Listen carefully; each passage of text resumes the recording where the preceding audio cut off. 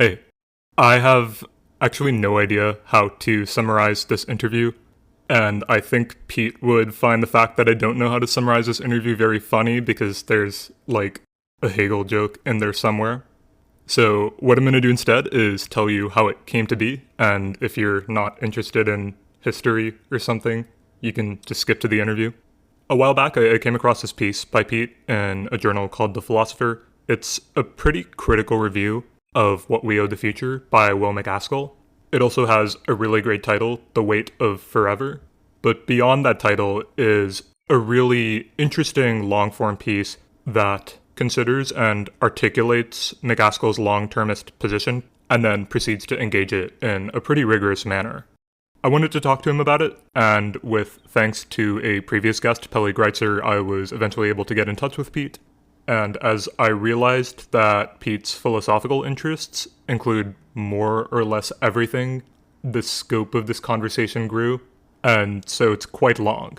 There are timestamps as always, so you can skip around, but if you do listen to this interview end to end, I would be very curious to know about that.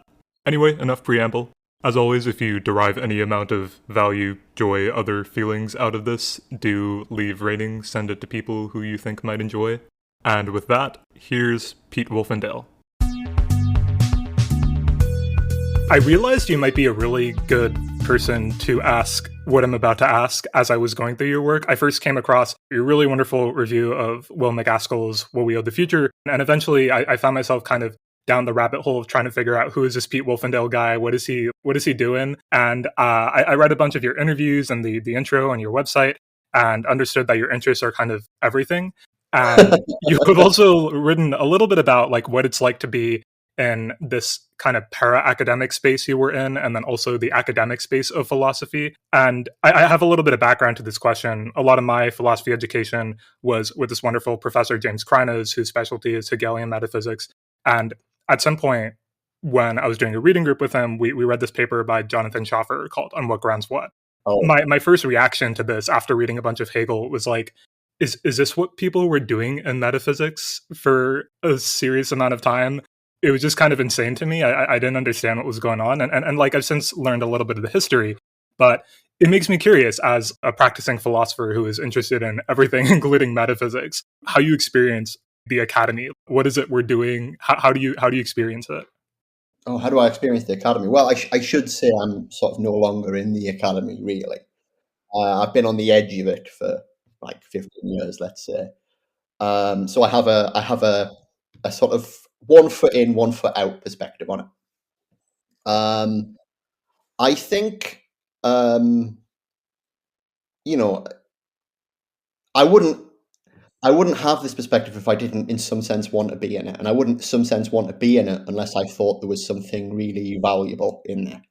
Like I still, in some sense, believe in the idea of university education and academic research, right, and academic philosophy, and specifically, like there is something to be said about giving people time to explore sort of questions that have no other place. And that's where philosophy sort of really shines, right? Like every other discipline at some point, perhaps with the exception of medicine, at some point emerged out of philosophy as a specific question that then got kind of further determined, right? But what's left over is still the sort of province of philosophy. So there's still something really valuable about dedicating societal resources to letting people ponder questions that have no other home, right? And indeed, the nature of questioning is such, right, which is what I think philosophy is about. Um, um, and indeed, metaphysics is key there, but we can maybe get back to exactly what metaphysics is and like what's going on with it. However, right, here's the but. I think the way in which all of the incentive structures are organized within the academy are completely perverse. And I think on the one hand, there's a lot of stuff done in the name of knowledge production that simply isn't knowledge production. Like, so the way I normally explain this is, if you're doing a master's, right, and you have to write essays, right, you know that the purpose of those essays is not knowledge production. The purpose of those essays is assessment, right? It's to secure your status as having a certain kind of qualification, right?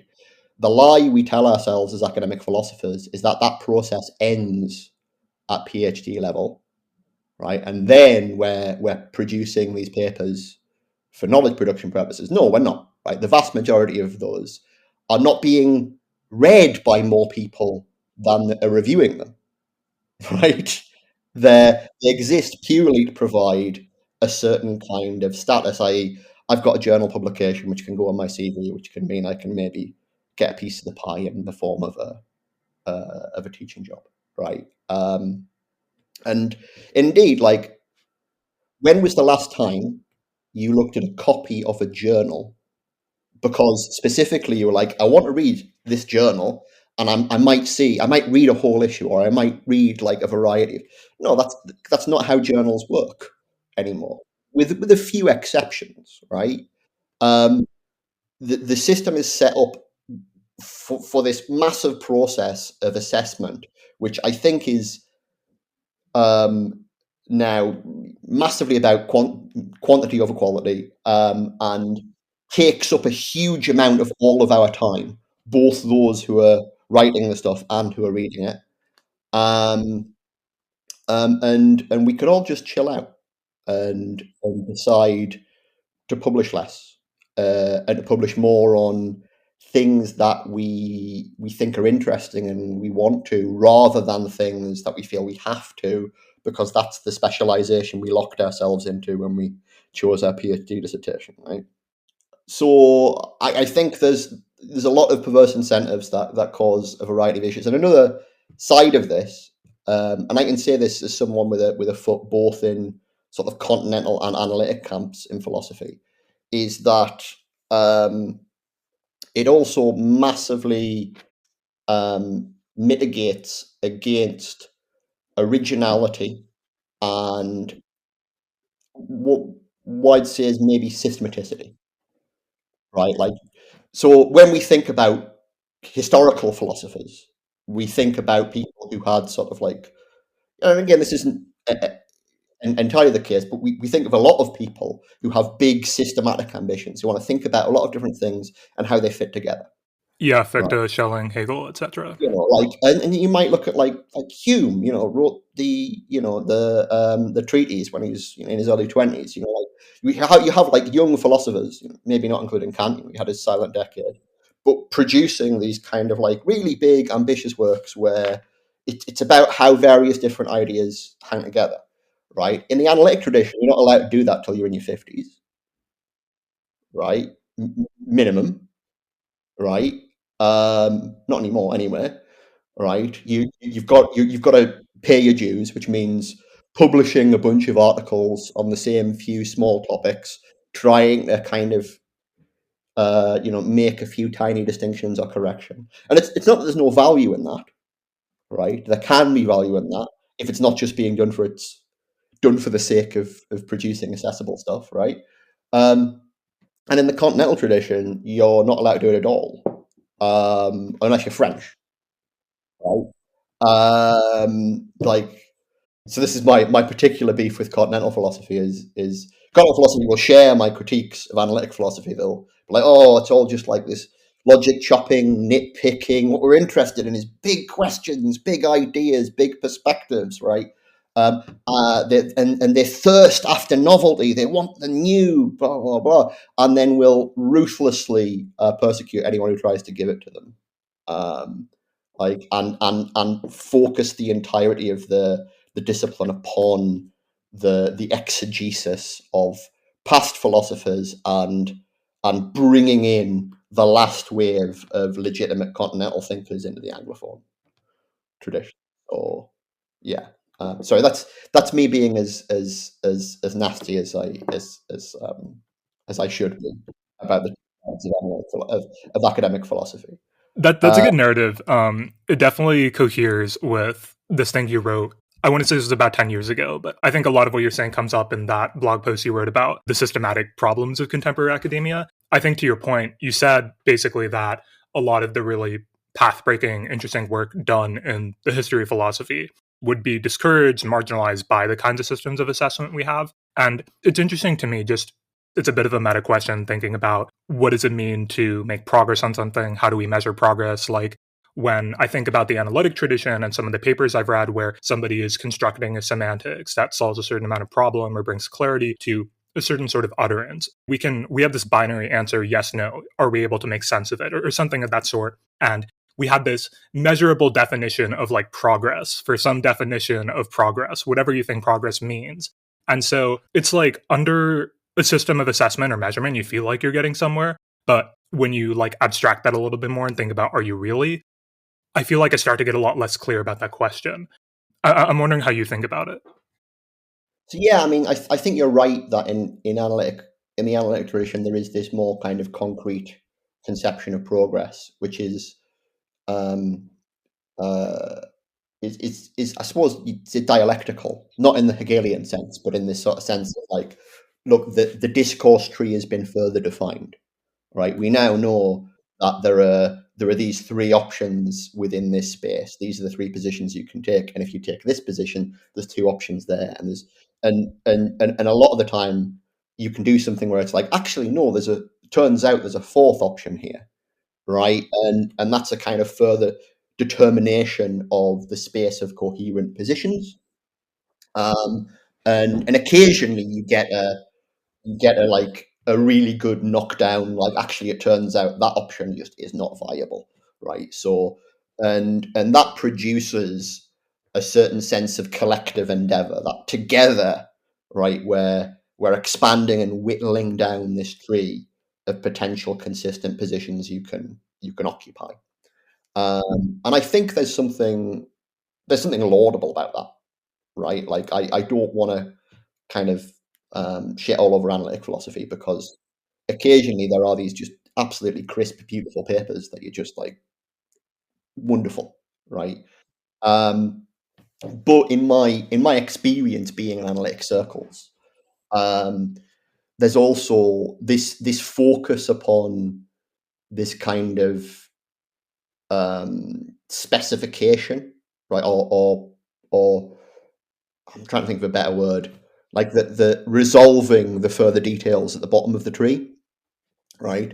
Uh, um, can have a tendency to discourage questioning fundamental assumptions, right? Like I've had numerous conversations with people working in like specific fields where you just ask them, but how does this change in say semantics? Like how does that affect what it is you're doing? And they just have no idea, right? The idea that there might that this thing might be relevant is just like, no, sorry, I can't deal with that. I'm too busy focusing on the, and not everybody can deal with everything. But there is often an incentivization against um, asking certain foundational questions or challenging certain foundational assumptions. I'm not giving any concrete examples here, which I feel bad about. I think we'll get some over the course of this conversation. I mean, one other thing I could say, because you mentioned we started on metaphysics, right? And Yes, I yes. talked about I got to the continental analytic divide, and if there's one thing I'm a specialist in, it's sort of the history of metaphysics as it splits through the analytic and continental divide. So I think it's one thing that's really worth noting, right? About why metaphysics is where it is, right? Is that both the early analytic and early continental traditions um, begin really with anti-metaphysical positions and anti-metaphysical challenges, right? So although you could say like Russell and Moore, they're still sort of doing metaphysics. You get the Vienna Circle, who really play the bigger role in the formation of the Anglo-American tradition as it is, like really an Anglo-American Austrian tradition, right? Um, their attitude to metaphysics becomes the sort of standard, and basically it's not until the 60s where you have like Kripke and people like this, and then David Lewis, and starting a kind of repopularizing the idea that maybe metaphysics is even a meaningful subject. And even then, it's a sort of slow creep and a slow rediscovery, right? So if you actually look at the history of metaphysics and the analytic tradition over the latter half of the 20th century, what you really find is this like, okay, so we've got Aristotle again, and then we've got Leibniz again, and we've got people like basically reinventing quite early metaphysical wheels until you get to the point where, some people are maybe allowed to talk about more kind of Hegelian and even weird ideas that haven't been seen before. But a lot of it is reinventing wheels because there was a sort of whole rejection of the huge swathes of the history of philosophy in which you would learn about those wheels. In the continental tradition, you have something similar, insofar as you have basically Heidegger, right? And I mean, Anglo-American continental philosophy is a weird sociological structure itself, but Heidegger and Heidegger's influence is sort of central to a lot of it. And Heidegger's critique of metaphysics and the metaphysical tradition, as it gets passed through Derrida, becomes a sort of dominant attitude. And it's not really until the 90s, maybe, where you have people like Deleuze and Badiou turning up. So Deleuze, who is just like out and out, right, I'm just a metaphysician, right? And even then, a lot of the way in which these thinkers are interpreted is through this anti-metaphysical lens, and there's obviously a certain linguistic trick to it as well, because sometimes in continental circles it was fine to say, "Oh, I'm not doing metaphysics, I'm doing ontology," right? When the actual difference between those things is very contestable and not really defined very well.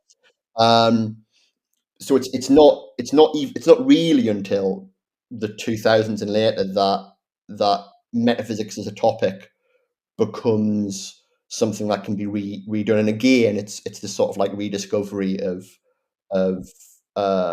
material that's previously been sort of suppressed or ignored. It was funny that you kind of brought it back here because that was exactly where I was going to try to go. I was just thinking about how, like, when I read your essays from The Revenge of Reason, for instance, how much you go between a lot of these sorts of questions, and you're like not afraid to dive into some of the more, metaphysical questions. And you're very reflective about this. And I also kind of, as I was going back into your work, found you mentioned Heidegger, and I know your PhD thesis was looking at like what is a framework for post-Heideggerian metaphysics and all of this. I guess the historical tradition for this is so interesting to me, like the anti-metaphysical stuff, and then the Schaffer paper I mentioned earlier is doing exactly that, reinventing the wheel you mentioned. It's like let's bring back Aristotle. And going on from that, I remember like the Michael Della Rocca paper on the principle of sufficient reason, which was very much bringing that back and giving what at the time, to me at least, was a pretty convincing argument. But I'm really wondering also, maybe for you, given that your PhD thesis focus and having thought through a lot of these things and knowing the history, have you ever experienced wondering, okay, are these metaphysical questions actually coherent things I can ask? Or like, how has that looked like for you? Oh, no, absolutely. So my speciality, at least insofar as it came out of that dissertation, was methodology of metaphysics. Because the thing that sort of so I was originally supposed to do a PhD thesis on Deleuze's metaphysics, and the problem with Deleuze is there's no way in. Like you can know, like, oh, this is a really cool system. How do I justify it? And I had no idea. So I was like, let's go back to basics. Let's start with the question of being. Maybe that will get us in. And what I discovered was no one had given like an actual coherent interpretation of what it was. And this was responsible for a lot of the kind of weird gestures you get in continental circles, like, oh, I'm doing ontology, not metaphysics, and when they couldn't really define what the difference between the two things is. And similarly in the analytic tradition, you get people sort of saying, oh, yes, I'm doing metaphysics, but metaphysics can only really deal with these questions, but they wouldn't say what metaphysics was or why it could only deal with those questions, right? So for a long time in the analytic tradition, coming out of the Quine-Carnap debate, metaphysics is principally concerned with which entities exist, right? There's no, like, you can't say anything useful about what existence is, but you can, like, have debates about what kinds of things exist. And so that was like the sort of the those are the semantically meaningful questions. And then what's happened is there's been like this gradual expansion of what's considered to be meaningful as a metaphysical question. But even then, even as that's happened, right, there's been very little like meta reflection on what is it that we're actually doing overall. So anyway, to come at this from a different angle, the way in which I like to look at the history of metaphysics is in terms of like a three-stage process. So what you tend to have is a period of what I call mainstream metaphysics. Right, so you might get this after Aristotle. Aristotle sets up right metaphysics as first philosophy, and he's got like these are some questions that are metaphysical questions, including things like the nature of God and the divine and free will, as well as like what the hell's causation, right? These are metaphysical questions, right? Um, um, and you have a sort of period of mainstream metaphysics in which there's an attempt to attack these specific questions in a way that may not be very systematic and may involve sort of the incorporation of new and other questions. So the problem of evil turns up and things like this, Then the second stage is you get a skeptical moment. You get someone turning up and saying, actually, I think that some of these things aren't legitimate problems. Maybe none of them are legitimate problems, right? So a good example here is someone like Hume, right, who has an epistemological challenge to the whole metaphysical tradition, right, which is basically, look, these questions have nothing to do with experience. The only knowledge we can have is from experience, so can't answer them. Just leave them. And interestingly enough, this is based on an interpretation of what metaphysics is that is in the tradition, like this idea that metaphysics is literally what's beyond physics, it's what's beyond the sensible world, right? It's beyond nature, right? Um, Anyway, the third moment is the sort of critical response, and this is the classic example here is Kant. Kant's raised from his dogmatic slumber by Hume and goes, Hume, this is fantastic, but actually, right, some of the things that you think are non-problems because they're beyond the bounds of experience are actually legitimate problems. And so what you get is a sort of circumcision of the domain that metaphysics can deal with, right? And then what happens is that new critical conception of metaphysics gets mainstreamed again, and the discipline is lost, and new questions get re-imported. So you get German idealism, the divine comes back in, the problem of evil comes back in, all these other things are reincorporated back in, and the cycle continues. And you can see the same thing in, say, the analytic tradition, where Carnap turns up and says, "Look, all of these metaphysical questions, it's not that they're beyond experience and so unknowable, right? It's that no, they're meaningless. Right? It's a semantic rather than an epistemic challenge, right?" And then Quine turns up and says, "Actually, Carnap, this is really good, but it turns out there's one kind of question that actually is semantically meaningful, right?" And then on the back of that, you have 20 30 years of people arguing about whether or not things exist, and this slow mainstreaming in which other questions get kind of reincorporated, and this, that, and the other. So there's always this sort of like dialectic in metaphysics of determining what are the legitimate versus what are the illegitimate metaphysical questions, right? So my particular approach to this, I would argue, is a critical one. Was an attempt to sort of look at the way in which certain metaphysical questions had been skeptically rejected in both the analytic and continental traditions, to find what I thought was useful and important within those skeptical challenges. And then on that basis, sort of say, well, actually, there are some meaningful questions here, right? Not everything. Right? I'm very much not like I'm very in favor of a certain kind of sober metaphysical engagement. Like I'm so what one position which I espouse, which is quite important, is I'm very much of the opinion that metaphysics is continuous with natural science. So that there's already metaphysical work being done implicitly in the natural sciences. As philosophers, what we do is to try and make that explicit and deal with it, right? So I think metaphysics is in at least in some part a posteriori, right? Um, um, but there's also a philosophical component, which is this sort of critical delimitation of those questions that the natural sciences are able to provide us some insight into and are already engaging with. So that process of making explicit what's going on in the natural sciences does involve a certain kind of critical, maybe dare I say, a transcendental delimitation of the space of problems. I promise I'm going to get to Revenge of Reason stuff, but since you brought up natural sciences, I feel like I have to ask. There's this really interesting paper by Simon Blackburn. It appears at the end of his essays on quasi-realism, although that's like not where I encountered it, but I'm trying to remember the name. But basically the argument it makes is something like, it's a little bit of a philosophy of science, a little bit of a grounding essay, and he's trying to answer this question, can physics really uncover categorical properties?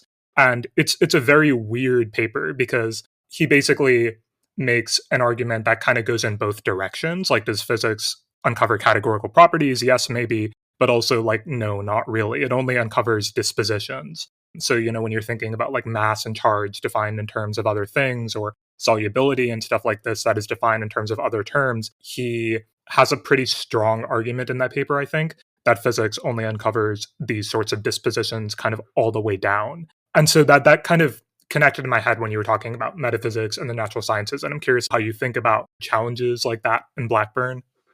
So, I mean, in part, I would say my initial response to Blackburn would be, what does uncovering mean here? Right? You mean observe? Right? If your answer, if what you're saying is, does physics observe categorical properties, then the answer is going to be no, because they're not the kinds of things that can be observed. Right?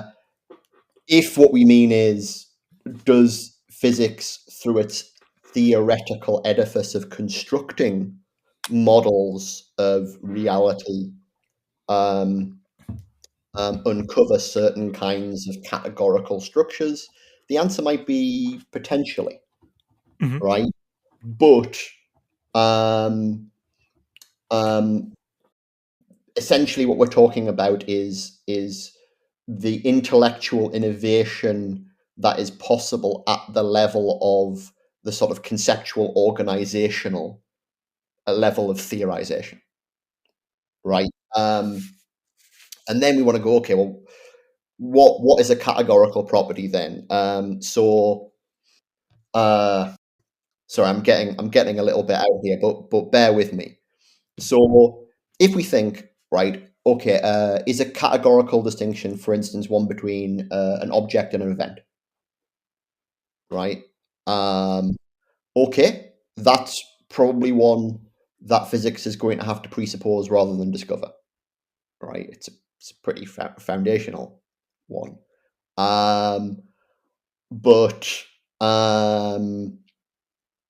I'm trying to think of an actual physical example, and this is where my physics fails me.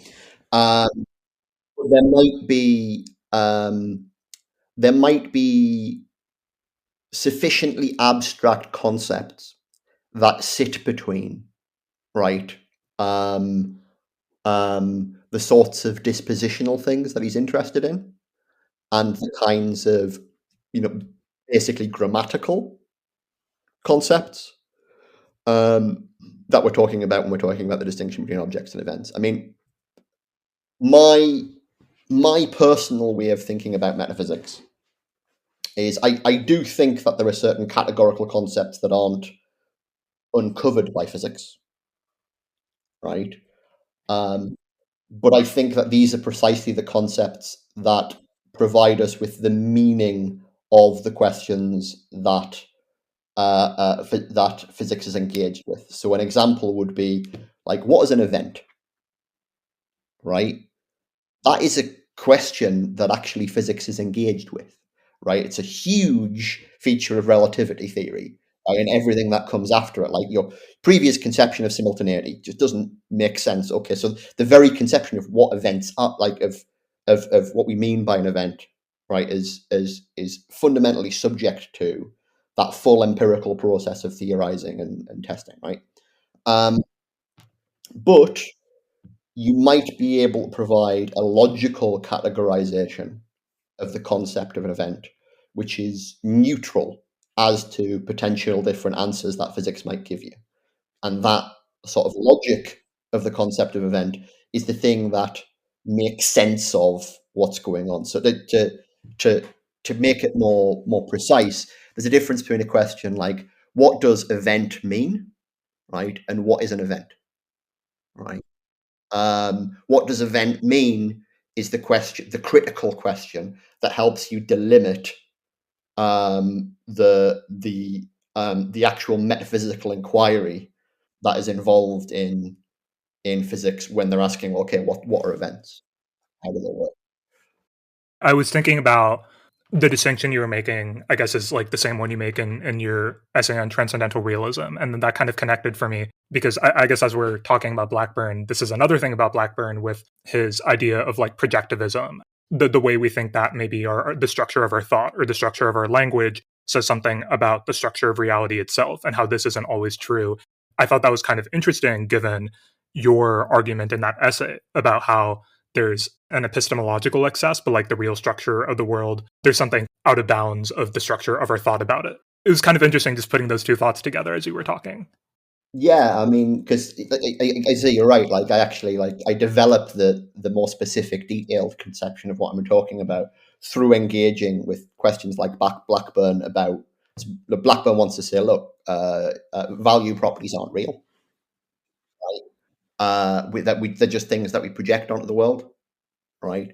And in some sense, I kind of want to agree with him on that point, right? Like, um, but I think, um, but I think the way in which he goes about it is wrong. And crucially, I mean, we'd have to get into the technical details slightly more. I'm good with that. I'd have to talk about my conception of objectivity, which is at the heart of that paper, and basically, roughly, right, just to recap the dialectic, right, which will make retrospective sense of something I've said about metaphysics, which is basically there are a couple debates in the analytic tradition in the late 20th century, early 2000s, that are kind of characteristic of a certain kind of skeptical move. So there, and one of them is the sort of Blackburn McDowell debate, and Blackburn basically wants to say, look, value properties aren't real. Like, for instance, these physical properties, they're real, right? But the way in which that's articulated is by saying, well, are there facts about them? Are these claims true? Right? He basically wants to say, look, there's just no true claims about whether or not the sunset is beautiful or whether or not that joke was funny. Right? Truth is the kind of thing that applies to claims about, boiling water and black holes and things like this. And McDowell turns around and says, look, there's a a sort of thin conception of truth that's applicable to all of these things, right? Like it makes sense to talk about claims about that joke being funny as being true or false, right? We engage in the same kinds of games of giving and asking for reasons, right? We can't make enough of a distinction between these games in order to be able to reject the reality of one while we assert the reality of the other.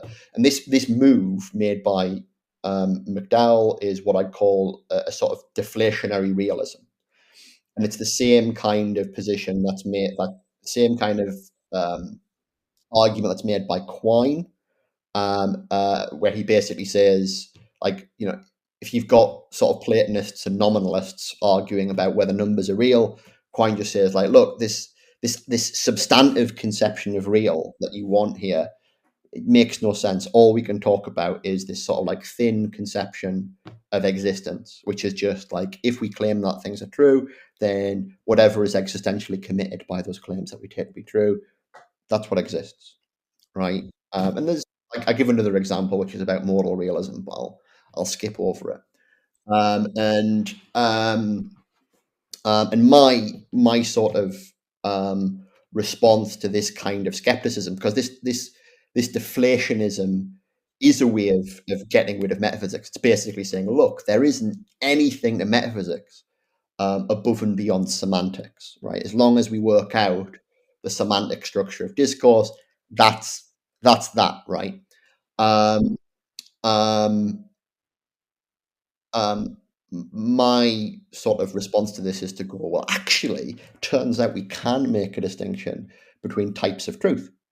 Right? We can distinguish between the kinds of games of giving and asking for reasons we're using in the natural sciences and mathematics, and those that we're using in, debates about humor and other aesthetic topics and fictional discourse and things like this. And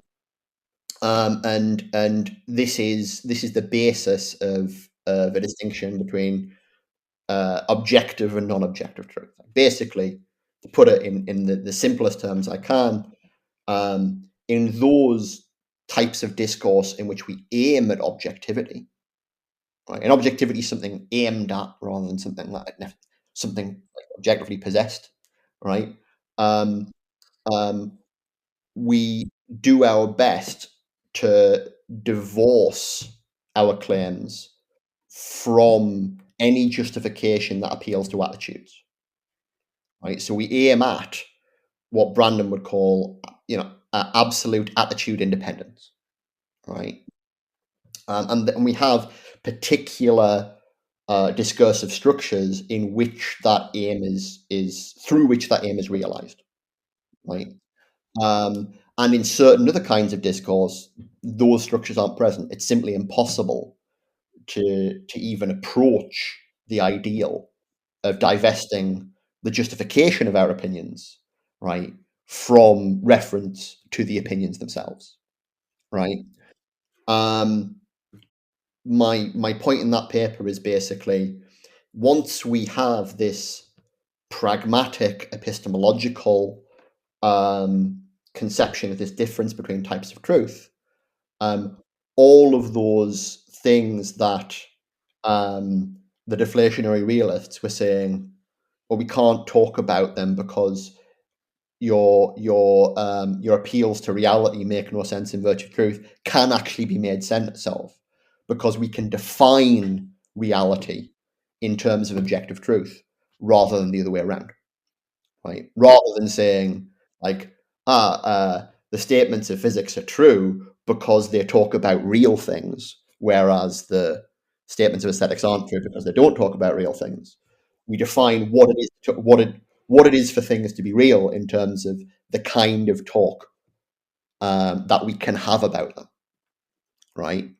And so then I end up agreeing with Blackburn that actually, like, aesthetics in some important sense doesn't engage with the real, right? Which is, for me, the crucial point is that isn't to say there's no question of truth or falsity, right? Like, I think there's truth in every kind of discourse, right? But there's different kinds of truth, and And crucially for me, what defines metaphysics, right, is the inquiry into not just reality, but the structure of reality. And not just the structure that we've studied when studying the formal structure of discourse. It's not just like the formal structure of objective inquiry, right? But the objective structure of reality, right? So what I sometimes call the real structure of the real rather than the formal structure of the real. Okay, is that a decent explanation? This is great. So many different connections. I'm thinking about where to go next because the point about, I guess, the distinction between physics and like aesthetics, the aesthetics part comes up in many places. I mean, you have some specific chapters in The Revenge of Reason that are looking at these questions about art, but then aesthetics also comes up in very interesting ways in a bunch of your other essays. I feel like we probably ought to do some high level work with the Prometheanism and rationalism essay to kind of get ourselves into Revenge of Reason. So maybe that's like a good thing for us to talk about here, where you talk through this classical rationalist picture and some of the issues it has, and how we found Prometheanism on this different picture of rationalism. And there's a bunch of stuff to talk about here, I guess, with regards to what Prometheanism is, how you think about left accelerationism, for instance, introducing a couple of these concepts. Maybe we can start talking through a little bit of this. Okay, so I borrowed a definition of Prometheanism from Ray Brassier. He has a really great paper called Prometheanism and Its Critics, which I recommend anyone. And the definition is something like Prometheanism is the rejection of predetermined limits on action and self-transformation. It's the rejection of the idea that there's certain fundamental limits that we either cannot or should not cross, right? That isn't to say that there aren't any limits on action. Obviously, we are not omnipotent, infinitely mutable beings, right? There are real constraints. But the key thing for Prometheanism, and this comes from the myth of Prometheus itself, is that constraints are seen as obstacles to be overcome, right? Like the emancipation is understood as a struggle, right? A struggle which requires cunning and technical expertise and a ratcheting of capacity, right? So Prometheanism is fundamentally, as a sort of normative proposition, is about how fundamentally we should continue to ratchet our capacities to change our environment and ourselves, which isn't necessarily advocating particular changes, but anyway.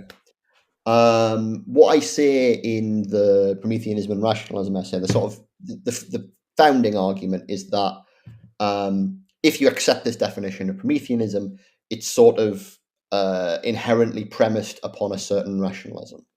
And I define rationalism there as the rejection of predetermined limits on thought and self-understanding, right?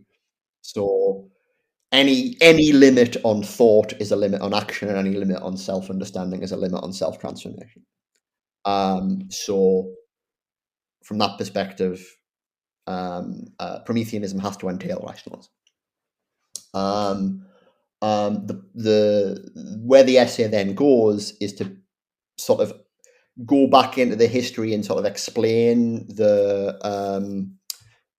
sort of the Enlightenment and the birth of Prometheanism there, and explain sort of classical rationalism and its role in that, particularly focusing on Spinoza and highlighting the opposition between, say, Spinoza and Locke, and between a kind of radical strand of the Enlightenment, which is implicitly sort of rationalist and Promethean, and the sort of moderate strand of the Enlightenment, which ultimately leads into kind of liberalism, and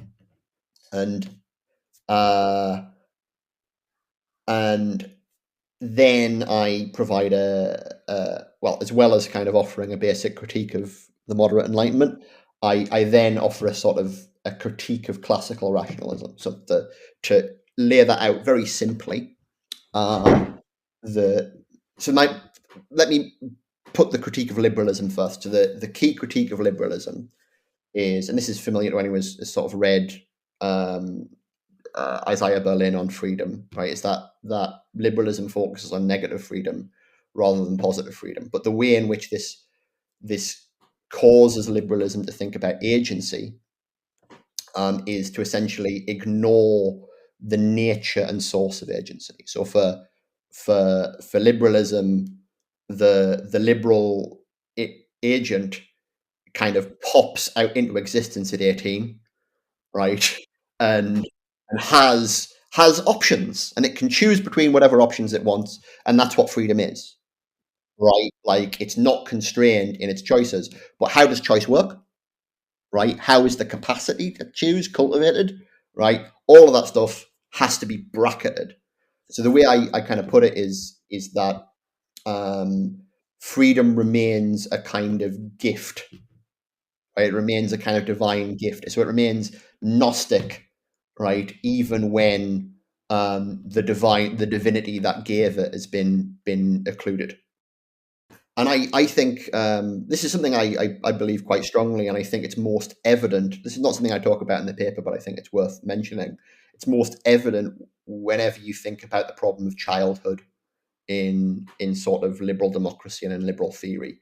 It's the biggest problem philosophically in general, but specifically for liberal philosophies, because they can't think about the creation and genesis of freedom, right?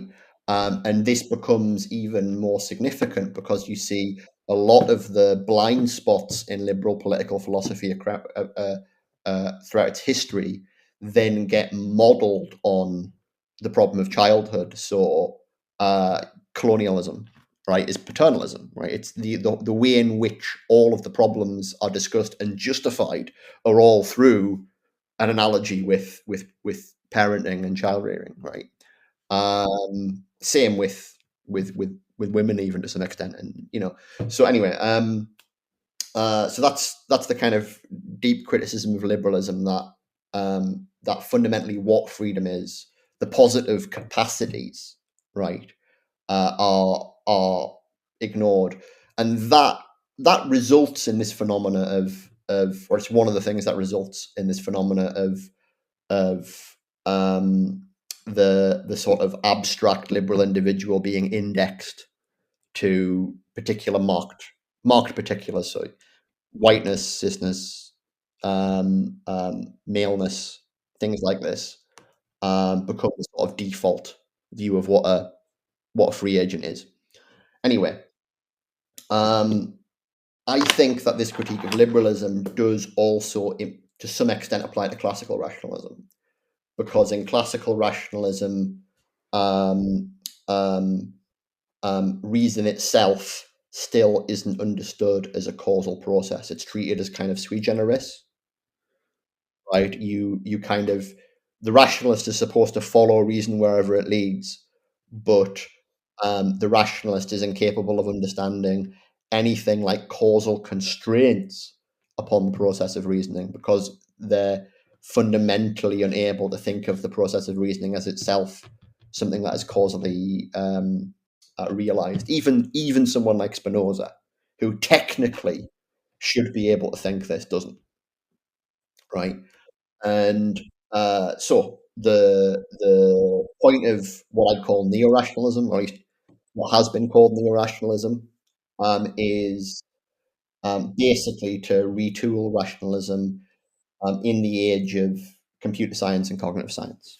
Sort of recognizing that our capacities for reason, not just our capacities for action and choice, our capacities for theoretical reason more generally, are fundamentally instantiated and need to be understood in as abstract terms as we can, right?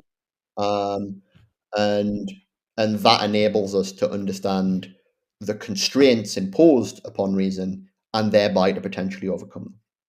And that's fundamentally a precondition of a really Promethean attitude. Does that a good summary?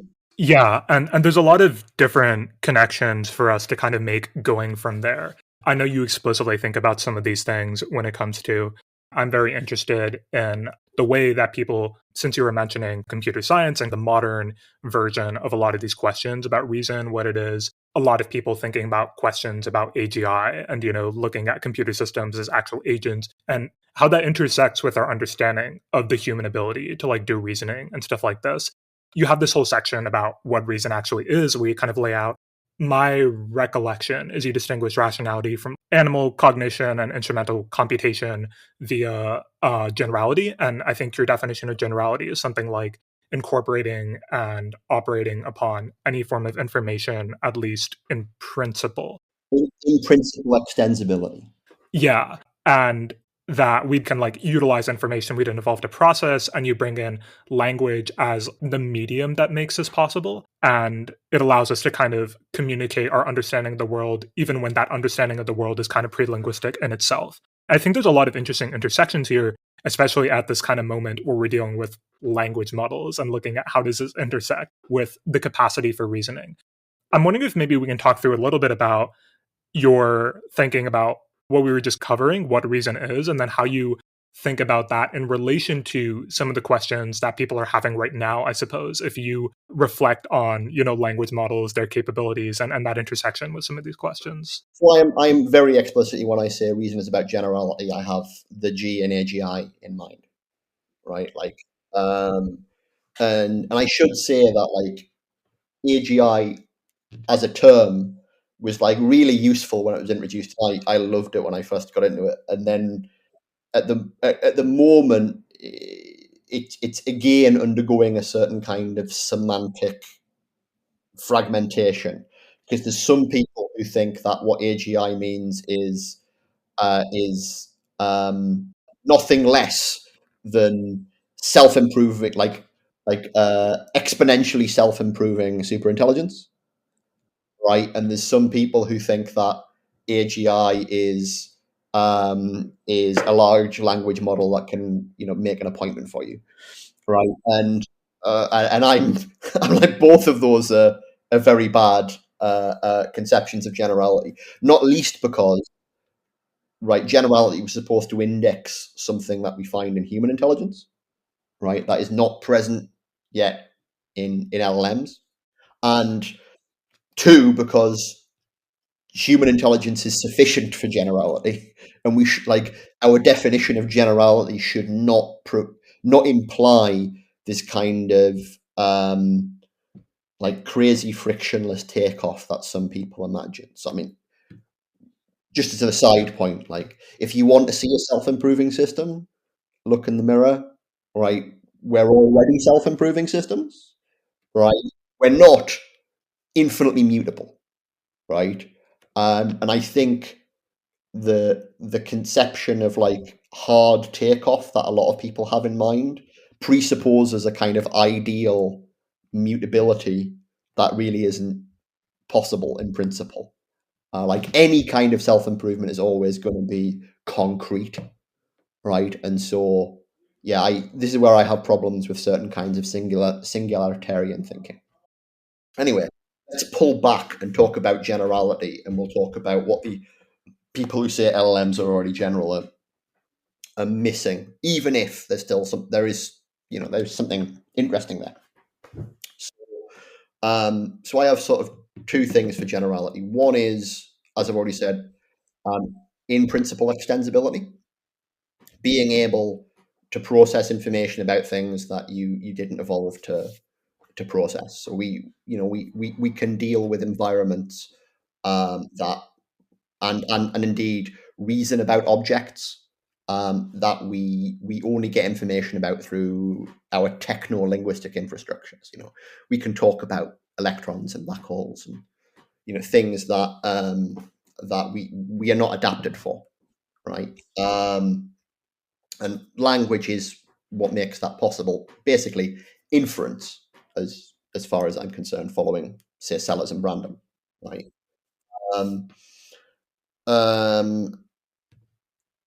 But that generality implies integration. It implies not simply that we can just add new bits of information, right, as if we're just putting them on a shelf, right?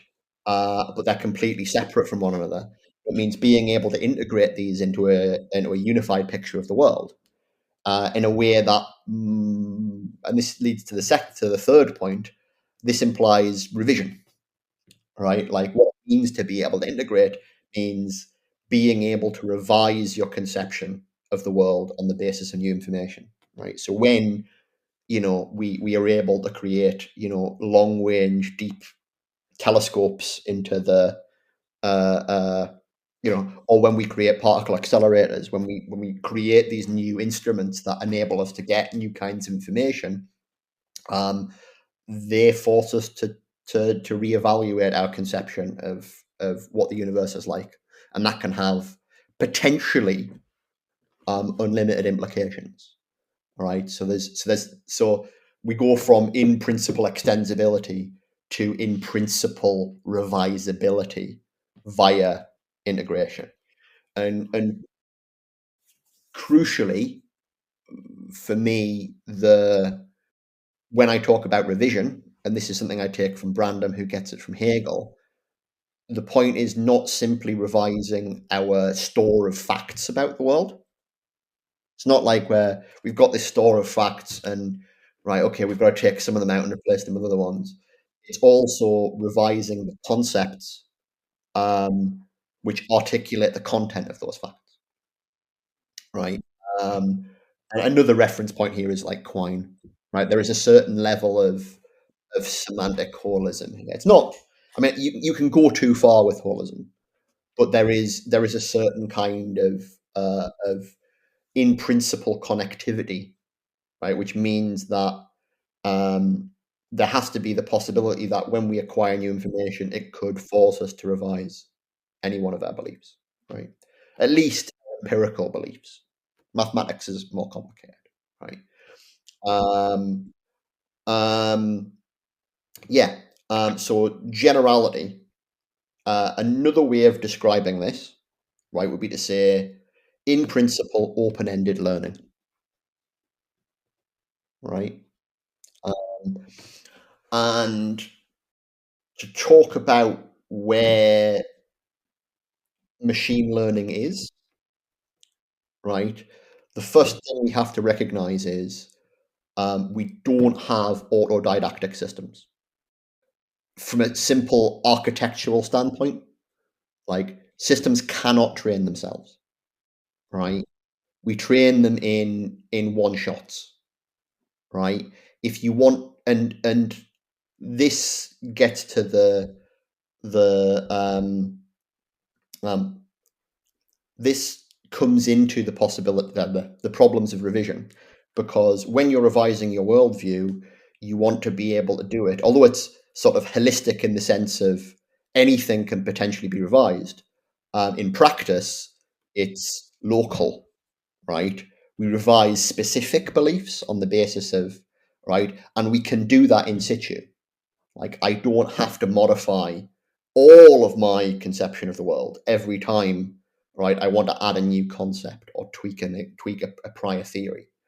But the way in which, I mean, I know there's some research on this, but basically where we're at is with neural networks, you've got to retrain the whole thing from scratch. You want to change a little thing, gotta retrain the whole thing. And which means, in a certain sense, they're still in the frame problem, right? They're just in the frame problem from a different perspective. So the classical frame problem is with explicit symbolic AI, right? Like, oh, how do we create a system that works from premises and can deduce actions and solutions and things like this? And it turns out if you approach things deductively,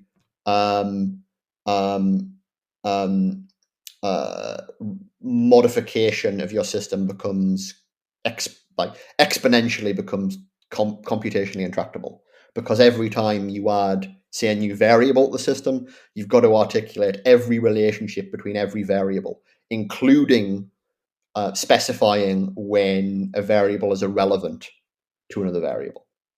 Right? You can't stipulate relevance. You've got to you've got to specify irrelevance, right?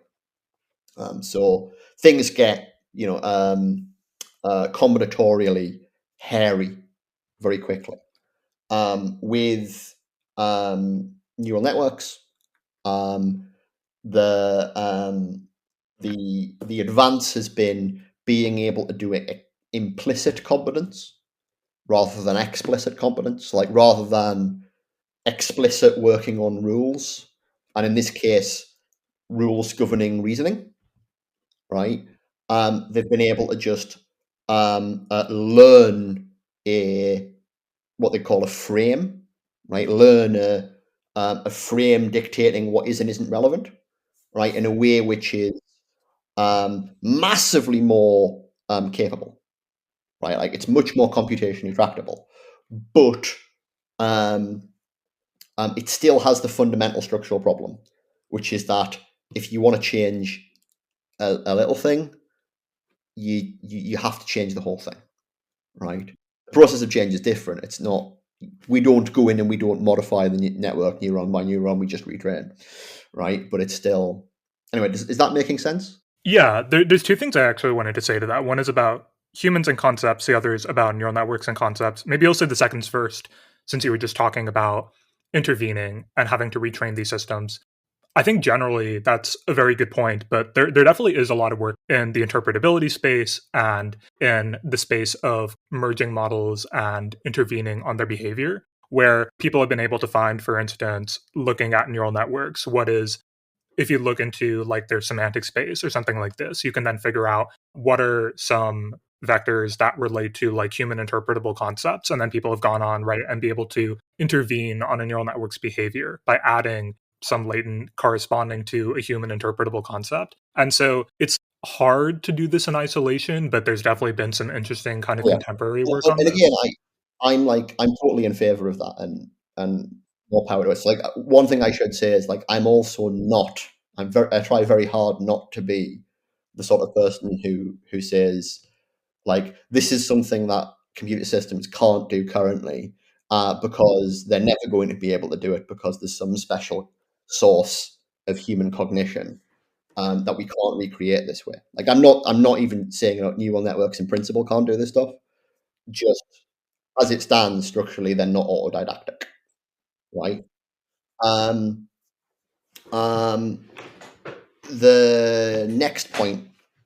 So I was talking about explicit competence being tied to um, linguistic reasoning, right? Being able to say explicitly what you're doing.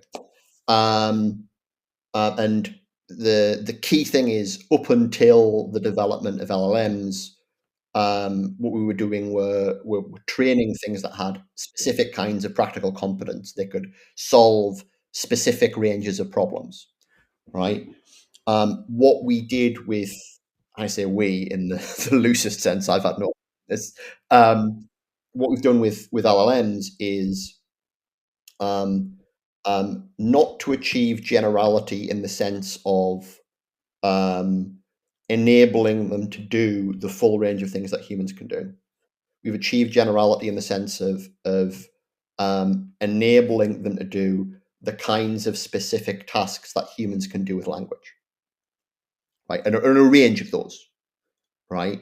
But it turns out that those specific tasks that humans can do with language are a key part of the general intelligence that humans display, right?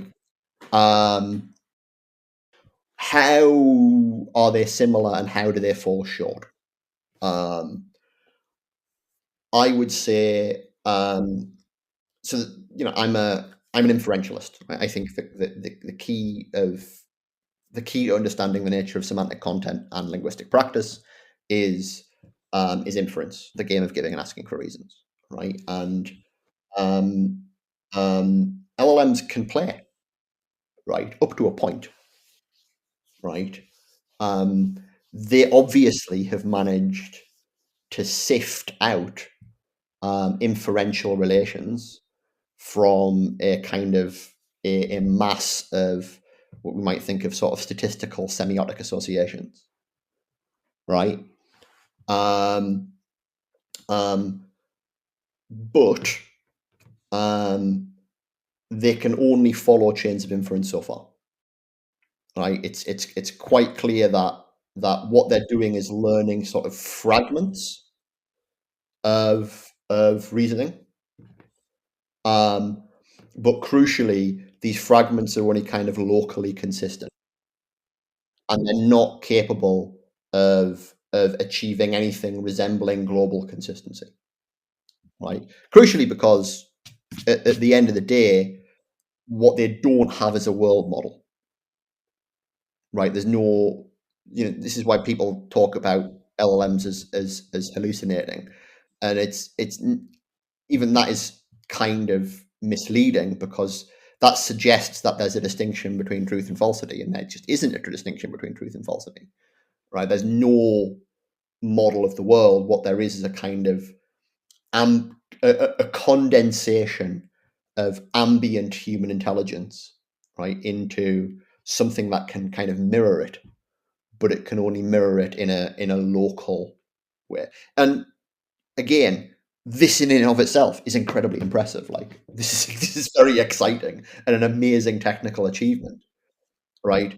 But it's not structurally going to get us generality, as I've been defining it, in terms of in principle extensibility and in principle revisability. Right? There's no revision of a world model going on. Right? There's no ability to extend through autodidactic acquisition of specific rather than holistic information. I have another distinction which you might find useful, or you might find interesting at least. So recently I've been thinking about this a lot in terms of what you might call of the distinction between intelligence as process and intelligence as product. So what we have in LLMs is this sort of, as I say, this like statistical sifting and condensation of intelligence as product. Right? They can reproduce the products of human intelligence, but we don't have the process of intelligence that is capable of producing those products. Another way of looking at this is potentially to talk about the distinction between intelligence and wisdom, or even wisdom and knowledge, right? So I think of wisdom as the disposition of intelligence, right? Not necessarily the raw power required to solve problems that are already well defined, but the ability to understand and develop the understanding of problems in a way that makes them soluble. And so what we're kind of missing is artificial wisdom. I mean, people would talk about this as cognitive scientists might talk about this in terms of metacognition, right? But I think there are other ways of defining that. Anyway, I hope that's useful. Yeah, and it's interesting to me, a number of the things you brought up, terms like world models, for instance. There are now people out there who will make claims that LLMs can plan, can reason, have world models. But to what you said about AGI broadly and some of the semantic drift that term has had, I think a lot of these terms are having their own semantic drift. And in a way, this is the kind of process I see happening that is causing people to make these sorts of claims. And I think also this kind of reverse projection of LLMs seem to mimic, to an extent, the kind of behavior I'd expect from a human, to an extent, of course, not entirely. And so with that process product distinction, somebody might say, well, if the product is sufficiently similar, then I might say that the process is too. And I think there are like reasons to disagree with that point.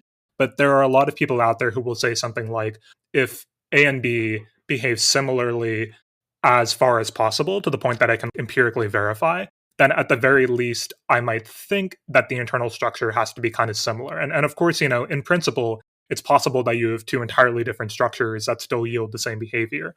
The other thing I'd say is, like, I'm very committed to not being a sort of Homo sapiens chauvinist. Like, if general intelligence has a very different structure in an artificial form to a human form, if it's capable of doing the stuff that qualifies it as general, I'm happy, right?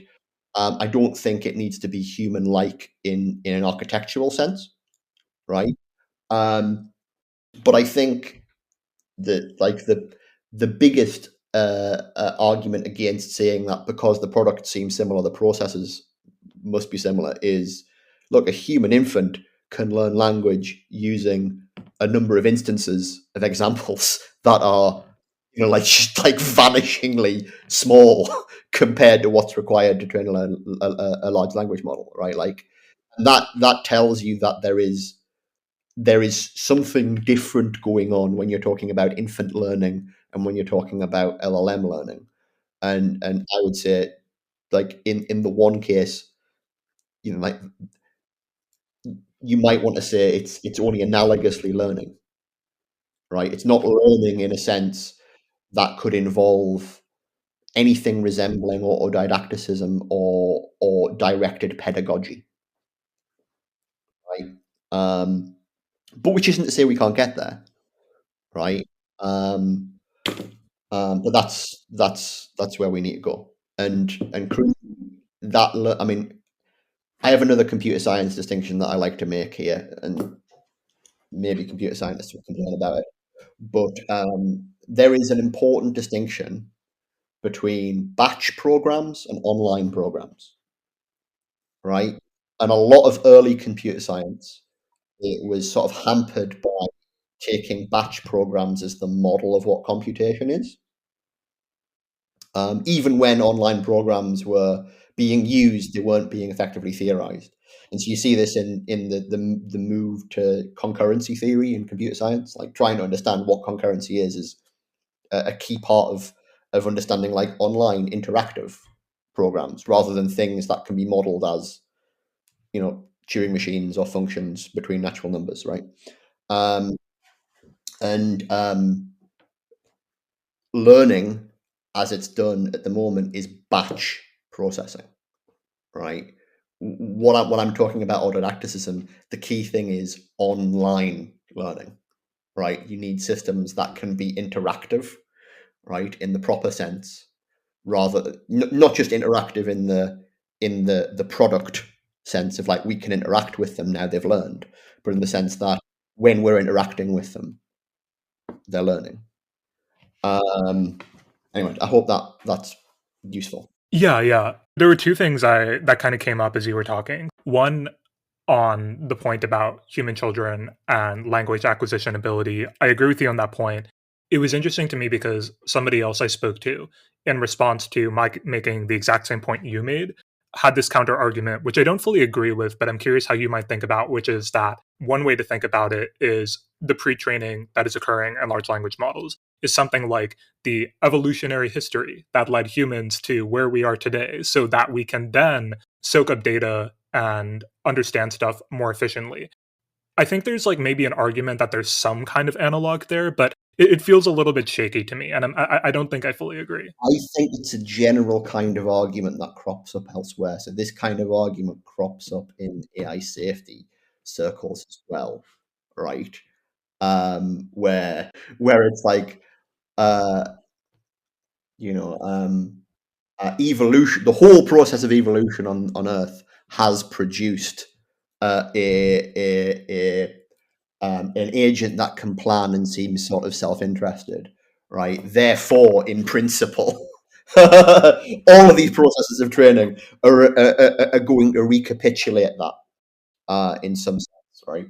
I think you're right in saying there's something true there, and there's something kind of deceptive there, because it's one of those statements that requires a hell of a lot of qualification.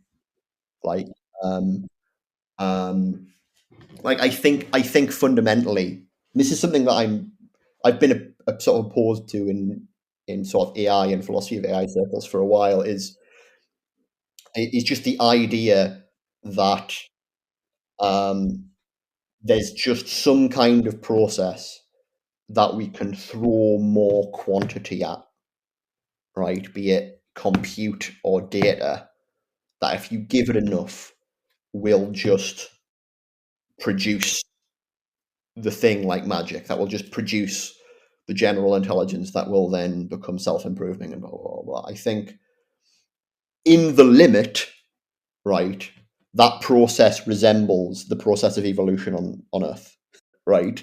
But there's a reason it's a limit, right? And even then, right, when you talk about the process of evolution on Earth, right, you also have to recognize there's a hell of a lot of contingency involved in the process of evolution on Earth, and humanity might have been wiped out and gone through a variety of different bottlenecks at any different, like there's a whole lot of contingency there that is sort of being ignored. But anyway, I'll leave it at that. Yeah. You were saying you agree that there's something a bit deceptive in that painting the picture of equating pre-training with the evolutionary process. I'm curious, maybe for you, if you had to put your finger on what exactly you find deceptive about that equivalence, what would you say?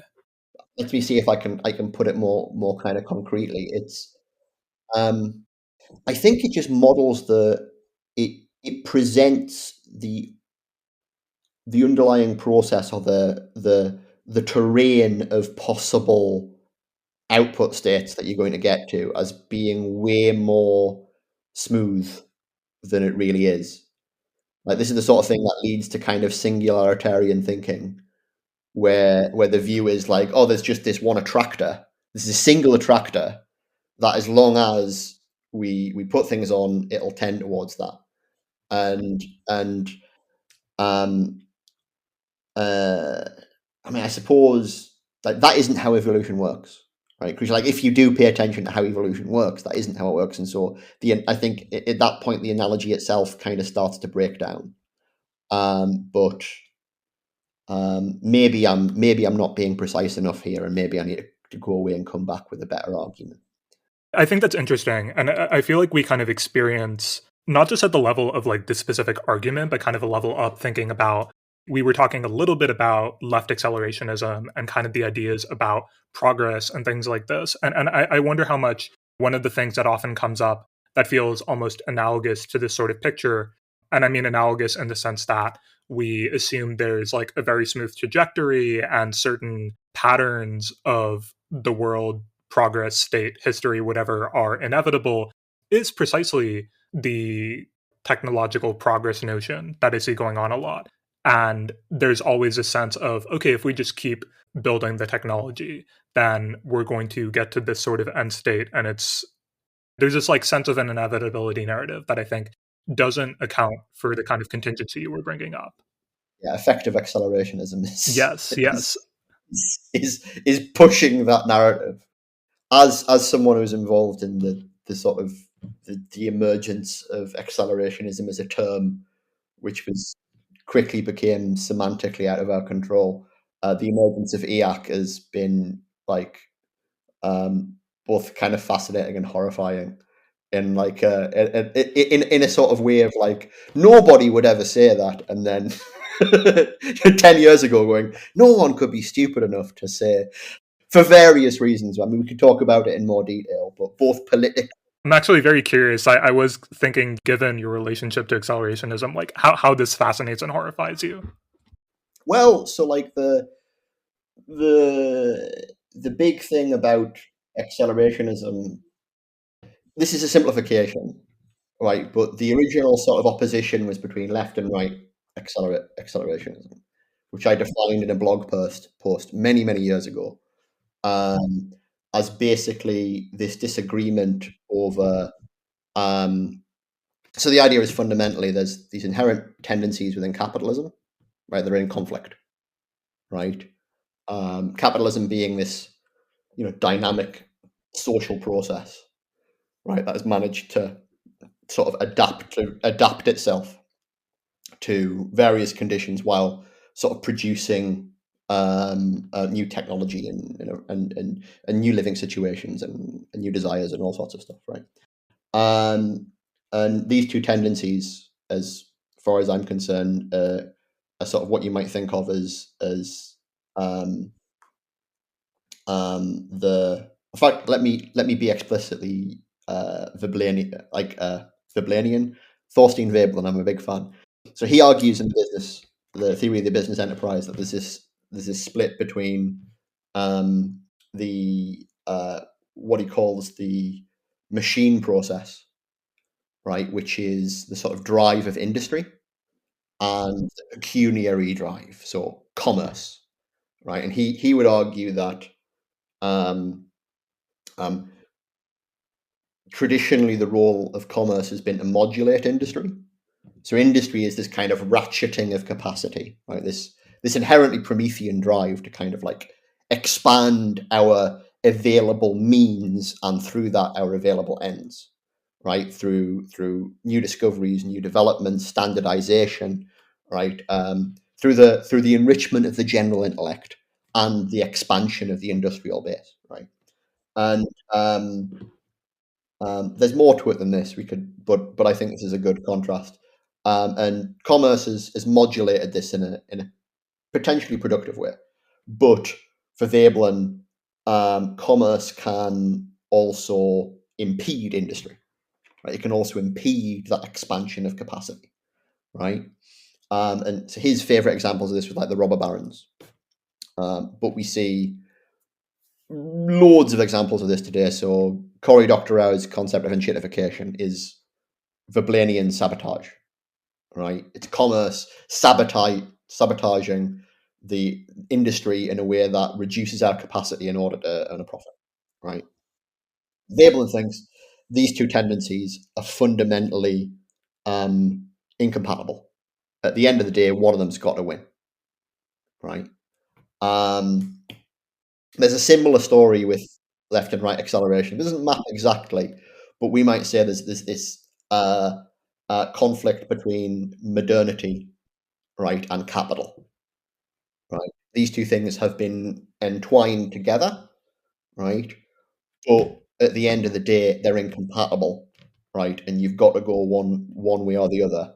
And the right accelerationist route is to abandon modernity in the name of capital, right? And the left accelerationist option is like, no, modernity against capital, right? And for us, like, modernity isn't just industry, right? It's also the sort of proliferation of of of of scientific and cultural knowledge, like the explosive development of new ways of thinking and being, right? And the sort of the enhancement, and basically it's the enhancement of personal and collective freedoms, right? Um, anyway, okay, so that was the sort of original split, and I've often said that uh, that Land's position is kind of sillier than fascism, insofar as like the traditional fascist position was using techno capital as a means to the end of anti-modernity, right? Whereas the Landian position is like anti-modernity as a means to the end of techno capital, right? It's like fine, bring back monastic warring states, right? As long as we can keep the investment train going, right? My understanding is Land thinks something like the idea that you can separate self-propelling technology from capitalism is a theoretical problem. That's what he would say. Yeah. But at the end of the day, like, this is what's the trajectory of Land's work is like, yeah, you can't separate the dynamism from capital. But in the beginning, that's still sort of seen as this kind of positive expansion of personal freedom, even if it's tied to a certain kind of depersonalization, right? Just dissolving yourself in the process, right? And now he's like, well, okay, it might mean becoming a serf again, right? But you know, um, like, and he doesn't want that, but he's happy to get behind neo-reaction and like the destruction of democracy and reimposition of like whatever kinds of oppressive hierarchies are required to preserve his conception of that dynamism, right? But you can sort of see it as a consistent position, right? You can sort of see the opposition between these, right? And the thing that I think was sort of that we thought was maybe not unthinkable, but at least unthinkable in a supposedly sexy theoretical way was that, like, because both of these are premised upon a fundamental change, right? Like, we're faced with this kind of like choice because there's a fundamental incompatibility that's manifesting in a variety of different ways, right? And the EAC position is more of the same. Right? No, actually, what we've already got is fine, right? We just need more of it, right? And it will, it'll somehow achieve maybe some kind of qualitative threshold, but it's basically kind of like, yeah, just like, let's carry on with neoliberalism, but it's sexy now, right? If that makes any kind of sense, like, um, the, um, I could talk about that more, perhaps. I haven't read enough of it to provide like a really deep critique, but I do think, like, so even if we look at the model of capitalism that EAC is very much sort of predicated on is sort of Silicon Valley tech capital, right? Which you may have been able to argue was dynamic, right, and had kind of like positive ongoing cultural effects. Like, it was in some sense maybe expanding the sphere of freedom, right? Like, 10, 20 years ago. But we're all now experiencing the sort of the stagnation of that model, right? Both in terms of like the actual internal dynamics of the companies involved. Like, you look at like what's going on at Google and what they're capable of doing compared to what they were capable of doing like 10, 20 years ago, right? And in terms of like the actual effects they're having culturally and socially, right? And again, I'd refer back to Cory Doctorow's enshittification here, right? Which nails it. Like, to valorize that form of capital at this moment as the kind of the source of inherent dynamism that's gonna is, and of course, I mean, the thing that I'm leaving out here, of course, is that AI is the magic. It's the special sauce that comes in, and that's going to make a qualitative difference. But yeah, I am highly suspicious of that. The way you articulated effective accelerationism as like more of the same, the way you would maybe think about Prometheanism and left accelerationism then in opposition to that is there's more of a willingness to think about like a radical departure or disrupt or kind of rupture from what the state of things is right now that you're more looking for. So it's the way I put it in the essay is Prometheanism as a political orientation is an interventionist one. It's trying to find the the the interface between the present and the future, right? And to intervene in it, right? To recognize what are the tendencies that are driving us into states other than where we currently are, and trying to steer. So left acceleration has never been this kind of dissolve yourself in the process, just let it rip, and good things will happen. Um, um, the I don't want to say like EAC isn't like what gets called unconditional accelerationism, which is like the early 90s redux, which is that kind of fatalistic dissolve yourself in the process. It does, in some sense, advocate a certain kind of intervention, but the intervention it advocates politically is fundamentally don't make any political changes because the state of affairs we currently have will lead to the good stuff, right? Even if the vision of that good stuff is also, in some sense, more of the same. It's just anyway, we can probably move on. I was thinking this might be a good point to talk about your really interesting critique of Will McGaskill and what we owe the future. You make so many interesting points. I think the one that interested me most about that was the aesthetic objection you make. But I think maybe some more foundational stuff that's really good here, because I remember this just being like one of the first pieces I read. David Thorstad also does this really well, I think, but that kind of took long-termism on its own terms as a project and wasn't just like, oh, these people are kind of dumb, but like really seriously engaging it in good philosophical critique. And I think that one of the really important points you brought out was not just that, like, if we think about the kinds of ethical intuitions or deontological language we have, there's something far richer about that than what long-termism is able to allow. And you kind of ultimately want that in your own picture. I'm wondering if you could talk a little bit about that. And I have some other questions for you also about the political aspect of this, but I think this might be an interesting place to start. Yeah, it is. I mean, I suppose one way to come at it, which might be potentially, so let me bring in something else, right? But it'll be useful to bring it in. So I'm kind of I'm quite critical of long-termism and the sort of utilitarian um, milieu it's part of. And one other aspect of that milieu, which overlaps with it quite heavily, is sort of less wrong and that kind of online rationalism. I'm using quote marks as rationalism here for anyone who can't see it. Um, uh, and I have big problems with this kind of rationalism because I think it has what I'd call a truncated view of reason.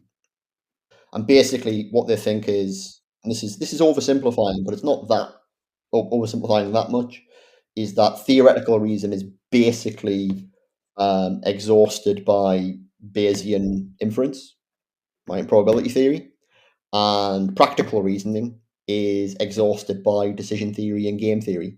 And when you combine the two together, you get expected value, right? And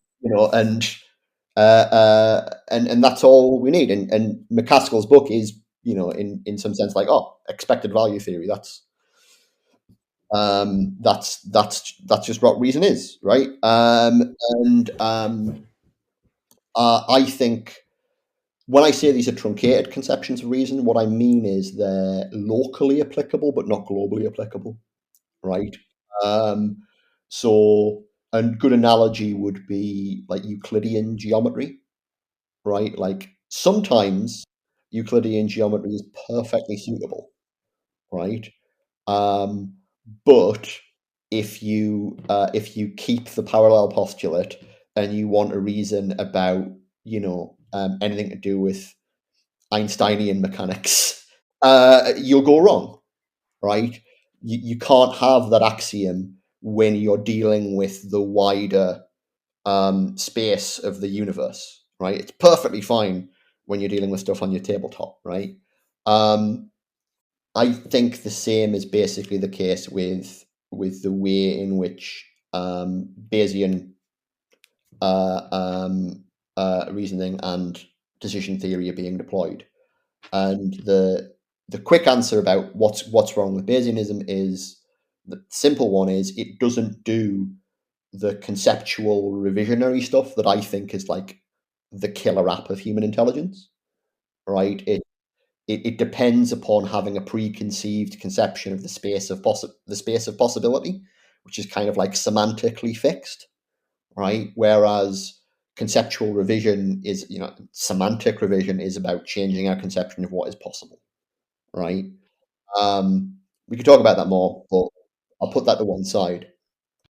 What's wrong with decision theory then, right? Why is it sort of truncated? And there's a couple things we might say here. Um, um, but the overall point, and this is the sort of point I've tried to develop throughout the essays in The Revenge of Reason, though I don't think it's been made completely explicit, is that revisionary character of the conceptual that's essential to general intelligence in the domain of theoretical reason, I think is also present in the practical domain, the domain of practical reason. There's also this kind of like an in principle holistic revision, right, of our beliefs and desires and values, right? That is the essence of practical autonomy. So I think, to put it in other terms, I think general intelligence and practical autonomy are kind of dual, right? The duality between the theoretical and the practical allows you to understand one in terms of the other, right? We can talk about this in more concrete terms, but this is the sort of high level. Okay, so that's the high level picture. What's going on at the low level that this is missing? A couple things, right? First of all, it's predicated upon assuming optima, right? There is a sort of generic assumption that gets made in these contexts, which is that it always makes sense to talk about the best solution. And I think that's a locally good assumption, but not a global one. I think there are certain contexts in which, right, yeah, it makes perfectly, like, yeah, if we're talking about, you know, arranging a secret Santa, or solving a Sudoku, or like there are well-defined problem contexts in which it genuinely makes sense to talk about a best possible solution, and there are others like poetry, in which it just doesn't even make sense to talk about a best possible poem. You can talk about better or worse, right? We have great and nuanced ways of discussing better and worst, and those relationships you can still even understand them as order structures if you want, right? But they're not going to be complete, right? Um, um, so and aesthetics is the example that I tend to pick because I think it's the one where it's most obvious that perfection makes no sense. That there is certain kinds of incomparability or complex comparability that don't work. But I genuinely think this is probably the case in most practical reasoning. Like most practical reasoning is about satisficing. It's about finding a solution, not finding the optimal one, right? Um, So that's one thing. I think there's a kind of pernicious perfectionism inherent, and this is, you can see this all over like long-termism. You see the consequences of this pernicious perfectionism there, right? Where you end up with the best possible state of the universe. It's like anyway. It's no longer that we live in the best possible worlds, but all of our action is guided by the best of all possible worlds, right? So I'm a big fan of Voltaire's the perfect is the enemy of the good, but I mean it in this slightly more intense way. It's like the very idea of the perfect is often the enemy of the good. So that's one problem. The other problem, which is more related to what I was saying about revision, is that um, when you treat an individual as a utility maximizer, approximating the maximization of some utility function, right? You have to assume that they already know what they want in every context, right? Which we don't, right? And B, that if they don't know what they want, this is a kind of accidental thing rather than a constitutive feature of desire. And so my position would be actually the extent to which we don't know what we want, or what we might call the sort of epistemic opacity of desire and value, is a feature, not a bug. Right? heart of the process of the development and evolution of desire, right? And that process, as I've sort of tried to explain in the Revenge of Reason essays, is key for understanding both what it means to be autonomous, right? An agent that can potentially, I'll come back to that, and also what it means to do things for their own sake. So the second one I can explain in perhaps more simple terms, which is that, so from a utilitarian perspective, all the debates are instrumental, right? The question is not what do we want, but how do we get it, right? What do we want? That's already pre-assumed. What we want is the most pleasure, the most happiness, the most well-being, right? Like, and that just ignores a whole swath of human reasoning, as far as I'm concerned. Like, a huge amount of human debate, a huge amount of my life is spent in the rational exploration of what I should want and what we should do, not how we get it, right? And that's not an irrationality. That is a quintessentially rational, right? And this is where I kind of talk about epistemic opacity. Like, we're asking a question that we don't necessarily know the answer to. Now, to go back to autonomy, the other thing that this utility theoretic conception assumes, beyond assuming that there's a kind of a well-ordered ranking of options, right, and assuming that we have a kind of complete conception of what we want, it also assumes that this is fixed and that any changes that occur to what we want are extrinsic. So any gaps are accidental, any changes are extrinsic, right? Like, if your utility function changes, fine, that's just something that's happened. Now you do something else. And again, my position here is our desires change. What we want, what we avow to want, the projects that we dedicate ourselves to change over the course of our lives through this process of open-ended reflection, where we ask ourselves, why the hell am I doing this, right? And then try to figure out how to do things better or how to modify what we're doing, right? That process leads to intrinsic change, right?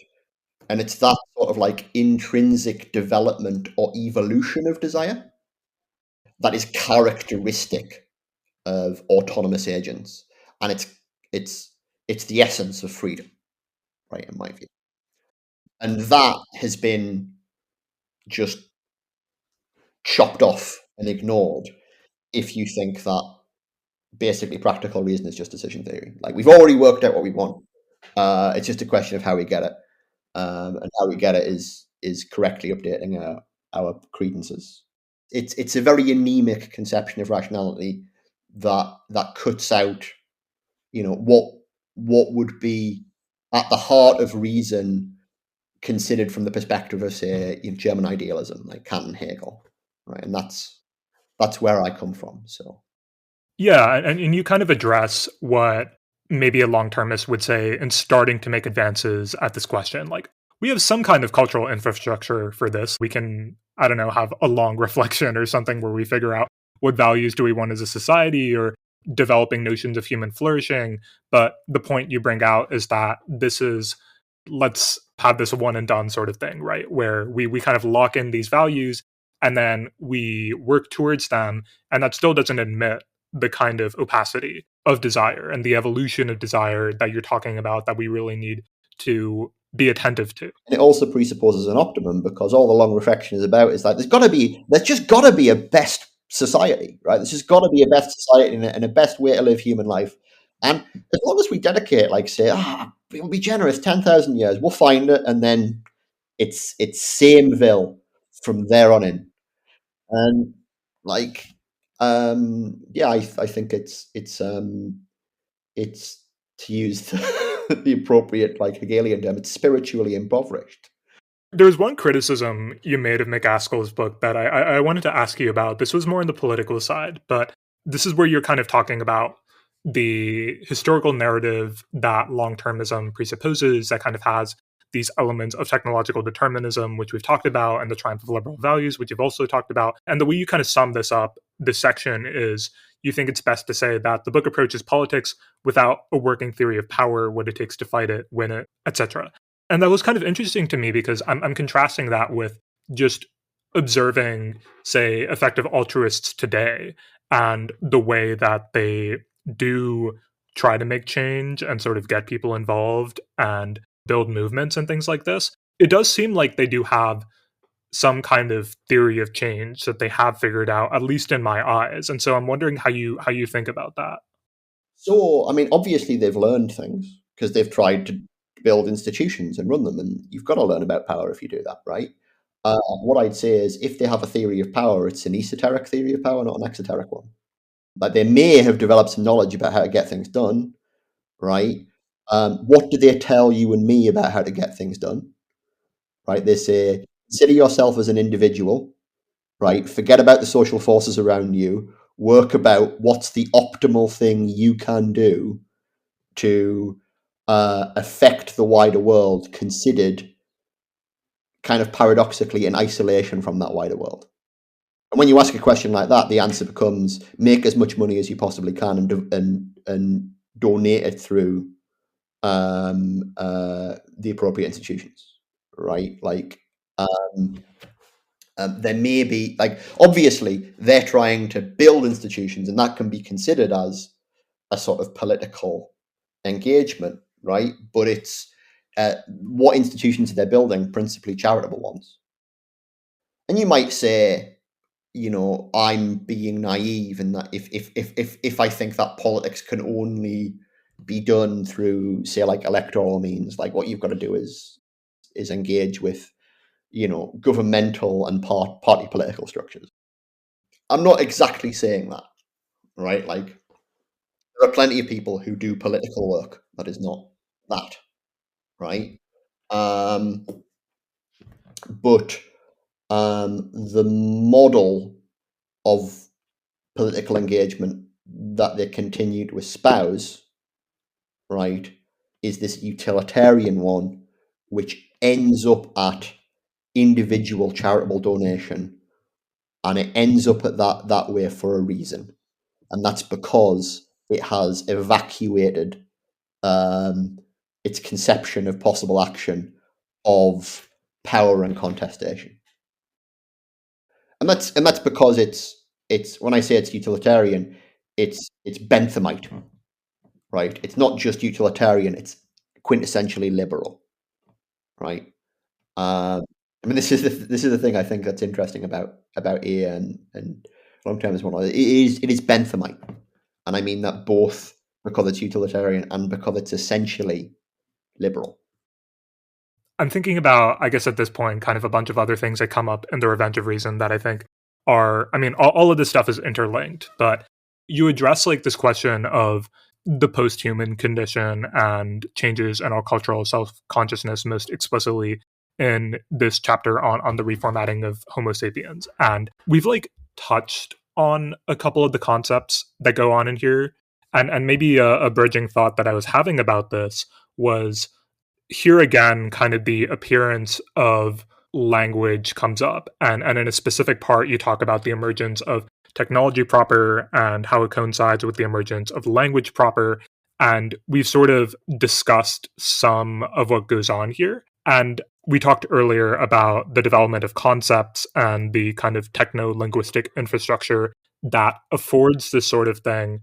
One thing I'm thinking about in that regard is your thoughts on the ways in which this goes wrong. So I think one nitpick to the articulation of the emergence of technology proper and language proper is the people who would say something like language is itself a technology and things like this.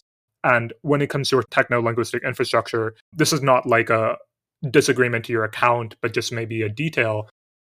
there are ways that this can also like lead us very astray. And I think when you were first talking about this, I was thinking about Tom Mulaney's account of the Chinese typewriter and what he called the techno-linguistic Chinese Exclusion Act in the Western development of the concept of a typewriter, what it is to be a typewriter, and the way that our cultural imagination locked in on this very fixed picture of what the physical embodiment of this concept looks like that just doesn't admit the existence of something like a Chinese typewriter. And so when that kind of concept gets locked in culturally and conceptually, then as maybe a historian or somebody who's interrogating this sort of thing, you have some really hard work to do because you have to like rewind the clock a little bit, inform people there's contingency in how this concept developed. And you can't just like say that's not what a typewriter really is in the real sense. And but it's like a process where you have to keep doing this over and over and over again, and that's really hard. These are specific instances of Ursula Le Guin's comment on technology. I don't know if you ever read this, where I wish I had it, but it's this is beautiful little piece where she sort of says most people, when you ask them about technology, they think about about typewriters or computers or industry, and she thinks about woven baskets, right? She basically said, like, technology is anything whereby you develop some way of mediating your environment, right? Like technology is present in all human cultures. I mean, part of the thing from Le Guin is, her father was an anthropologist, so when she came to write science fiction, she comes at it with this anthropological view of what technology is, rather than science meaning ray guns and heavy industry.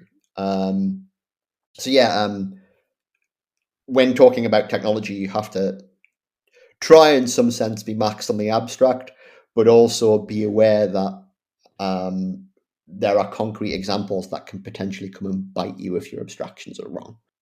Just to come back to what you're saying about language and technology, I agree that language is a technology. So, like, the story I tell in the Reformatting of Homo sapiens is very deliberately technology comes first, and language piggybacks on technology as a specific technology. We develop words that we can do things with, and we can do specific things with them, right? And they're part of specific practices, right? So what comes first from my perspective is directives and imperatives. We learn how to tell each other to do things. It's just that that then provides the basis for the acceptation into declaratives of, like, being able to just say that the world is in certain ways, right, that don't necessarily tell you to do anything in particular, right? The framework of mean, and this is basically Heidegger, by the way. Like, I'm just a Heideggerian here, right? The framework of significance is provided by this like distributed set of practices for doing things, and then we learn to do specific things, like which then enable us to say what we're doing. That's where we get into Brandon.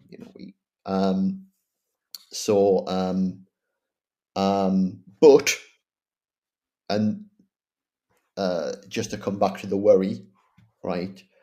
I one of the objections that I get a lot as an inferentialist, and indeed is the kind of sort of posthumanist I am, is like, is not your view of language kind of very culturally and historically specific, right? What if there could be forms of intelligence that were non-linguistic, for instance, right? Why can't we have general intelligence that isn't linguistic? And um, and I've got to take objections like this seriously. But my basic response is, what I mean by language is actually more abstract and malleable than what you have in mind when I'm saying, like, when I say language, I don't mean like something that has to be verbal, right? Something that has to have any like any concrete grammar resembling any of the existing human languages we see, right? Inferential structure requires, and this is a sort of proof from random, like certain kinds of subject predicate structure, right? But like there could be, forms of communication that use predicates that are, entirely incomprehensible to the human mind because they were too complex. I guess I'm wondering though if there would like still have to be certain constraints on what that could possibly be, no matter how abstract and malleable it is, right? The thing is, I believe in universal structures, but the universal structures I believe in aren't Chomsky's universal structures. I don't like when I say language, I do not mean anything that's indexed to human biological capacity. I think of it as any abstract structure that's capable of instantiating, something like the game of giving and asking for reasons, right? Of functioning as a medium for this sort of universal information processing protocol. If it can do that, it is language, right?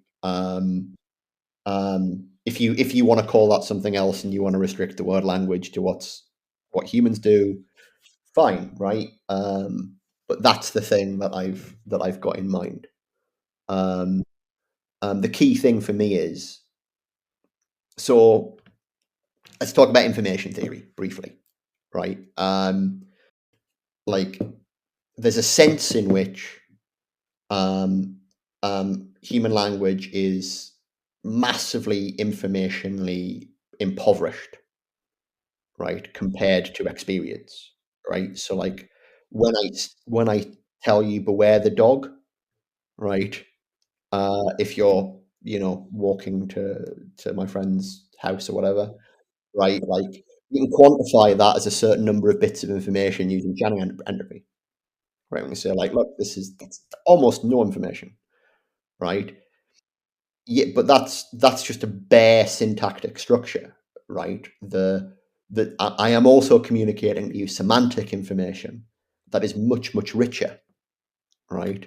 And what I'm doing, something like what I'm doing there, is activating the neuronal structures that have been, trained through pedagogical training in your brain, right, and through experience, right, over the course of your life, right, which may be different from the same structures in mine, that enable you to generate, right, an expectation, right, of what it would be like to encounter a dog in a garden, right?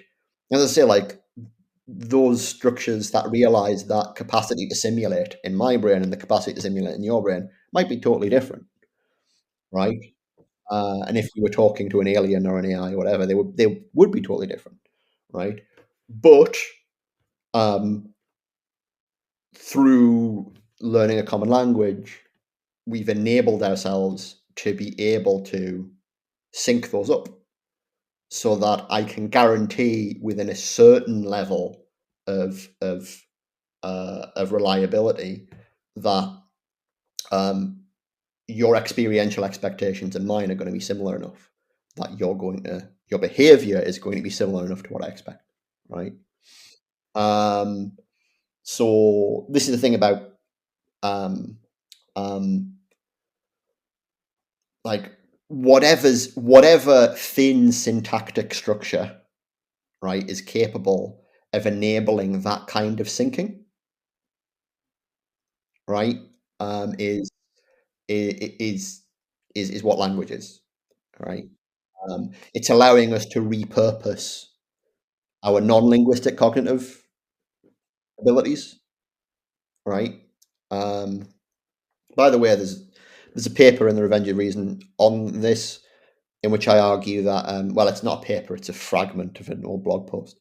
Um, so it's somewhat more humble. But one of the points I argue there is that I think this is actually the role of analytic judgments, right? So analytic judgments aren't about defining meaning from outside of mathematics. They're not about defining or stipulating meaning, as if I could give you a complete set of analytic judgments that would allow you to know the meaning of the concepts dog and danger, right? Analytic judgments are essentially tests, right? So, if I say, like, a dog's a mammal, right? Like, that's a way of checking that our conceptual hierarchies are synced correctly in a way that enables us to actually transmit semantic information.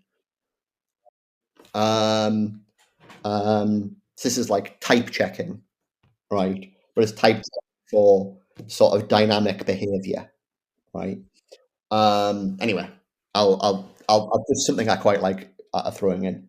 The universal structure point is really interesting, and thinking about, I almost want to make an analogy to like type theory here, since you made the analogy, and that there's something about like, In type theory. yeah, like this is something you learn in like your intro programming languages class, I guess, about how if you specify type constraints on a function, the fewer type constraints you specify, the less complicated the function can be. So with no type constraints, all you can have is the identity function. And then the more type constraints you add on to it, then the more interesting the behavior can be.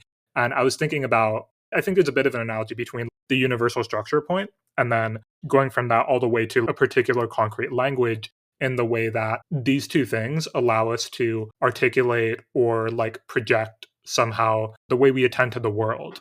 Well, it's what in old school analytic philosophy used to get called a conceptual scheme. Which I think we should bring that back. We should bring conceptual schemes back, right? Updated them.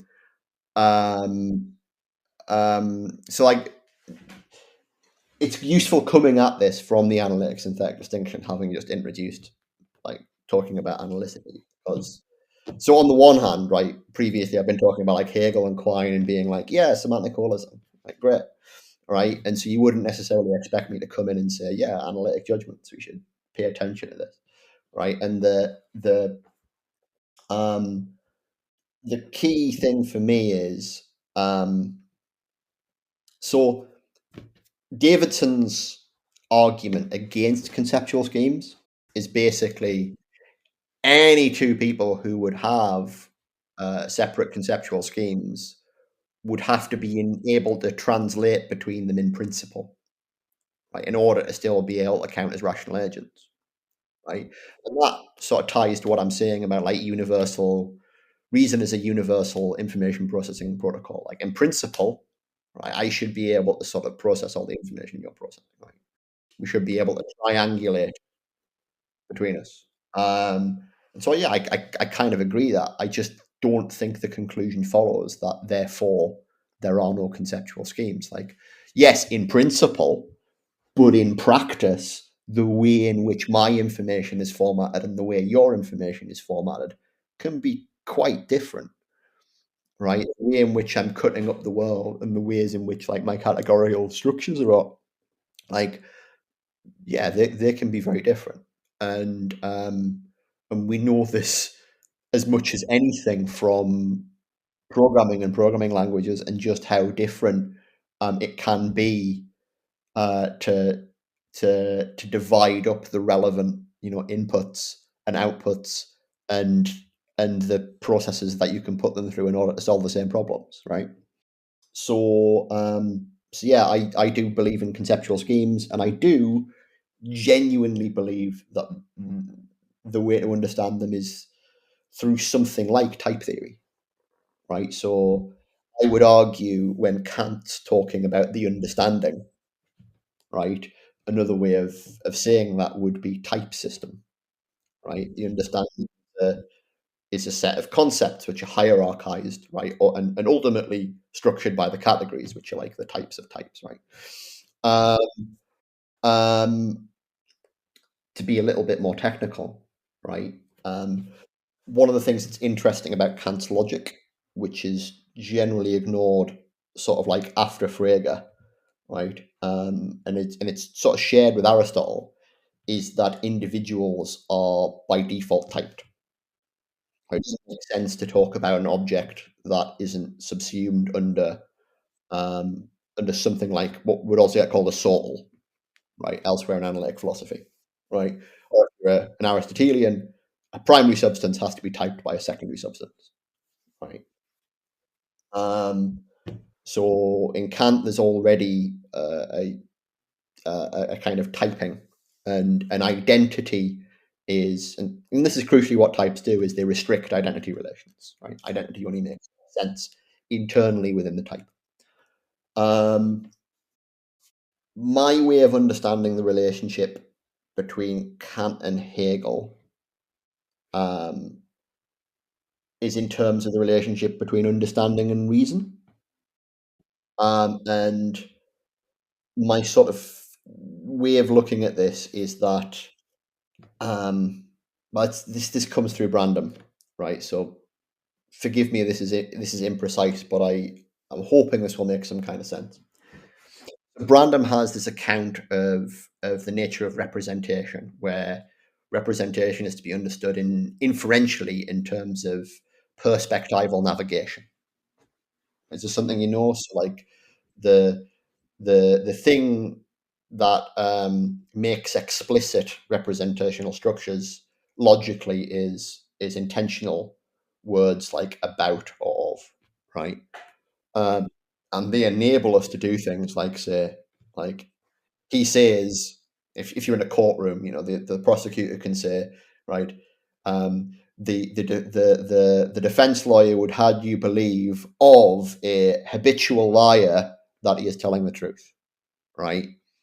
And that explicitly differentiates, right, my perspective on the correct inferences that follow from anything that talks about that person from your perspective or his perspective on.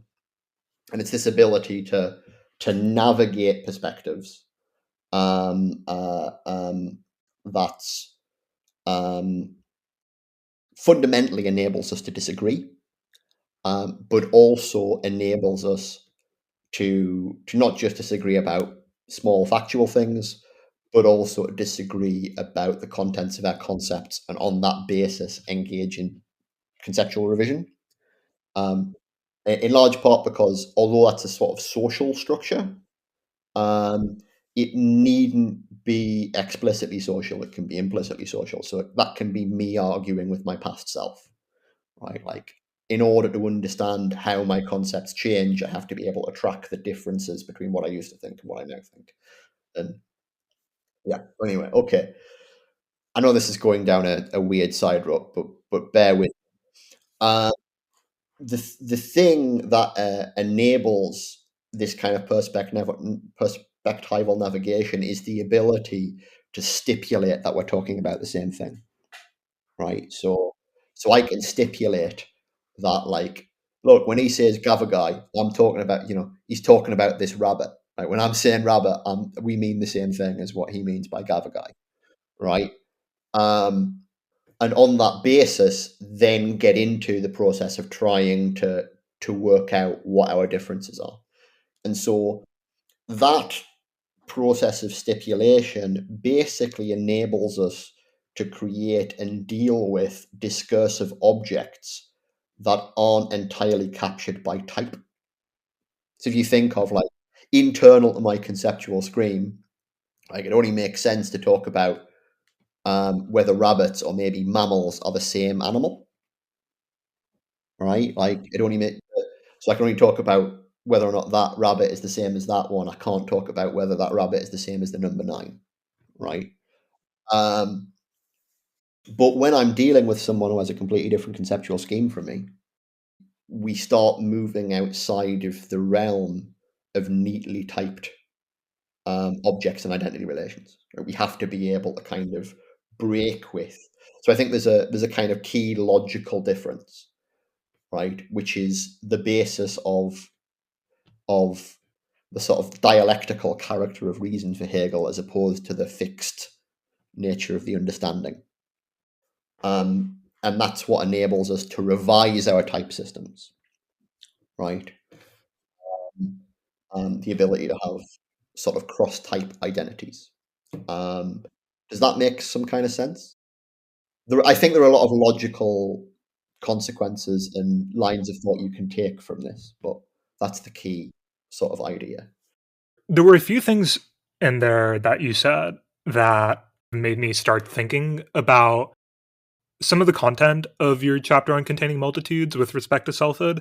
You discussed the idea of arguing with one's past self and some things that were kind of gesturing at the idea of I suppose, multitudes. And one thing I was thinking about a little while earlier about asking you was something like whether there are ways we can take the type theory analogies we were talking about and apply it when it comes to the nature of self and the multitudinous nature of self. I didn't have like a clear picture of that myself, but that was something I'd been thinking about asking you earlier. And I'm curious if you have any ways you think about that. I'm not sure how to apply it to selfhood. I will be honest. Like type theory is genuinely something I'm interested in, and in particular, like I'm obsessed with the difference between the empirical and the mathematical. So there's several dualities, conceptual dualities that I'm fascinated. One's the theoretical and the practical. One is the empirical and the mathematical. And I think a lot of the problems in sort of formal and philosophical semantics in the analytic tradition often stem from trying to assimilate one case to the other. So a good example of that is possible world semantics, where it's fairly fine grained for empirical things, and then it turns out all mathematical propositions are the same, right? As an example, right? So I basically believe that that the mathematical and the empirical have their own logics, which related to the specific way in which their objects are individuated, right? Either perceptually or definitionally through mathematics. And I basically believe that this means that they have different type structures, right? And homotopy type theory is really fascinating because it's basically an attempt to try and understand the sort of natural type system of mathematics, right? So think of it as the inherent logic of computational intentionality. What I'm sort of obsessed with, but find it very difficult to get formal purchase on, is what would the dual of that look like? What would it be to try and provide a natural account of the sort of the structure of computational intentionality in terms of how empirical objects get typed, and thus we can have statements and programs that are intrinsically about, right? Okay, that's an aside. How does that relate to the self? Right? How does that relate to the self? It's tricky because it's not clear that the self is either empirical or mathematical. Right? It seems to sit somewhere in between. If I was to be a bit of a Platonist about this, right, I could say, well, we've got the sensible and the intelligible, we've got becoming and being, right, and the soul somehow must stand in between the divide. The soul must be something that has to transit through the world of becoming, and yet also give us access to the realm of the forms and being. I know that sounds like really mythical and nonsensical, but I actually think there's something to it. So what's another way of talking about the interface between the mathematical and the empirical, or being and becoming?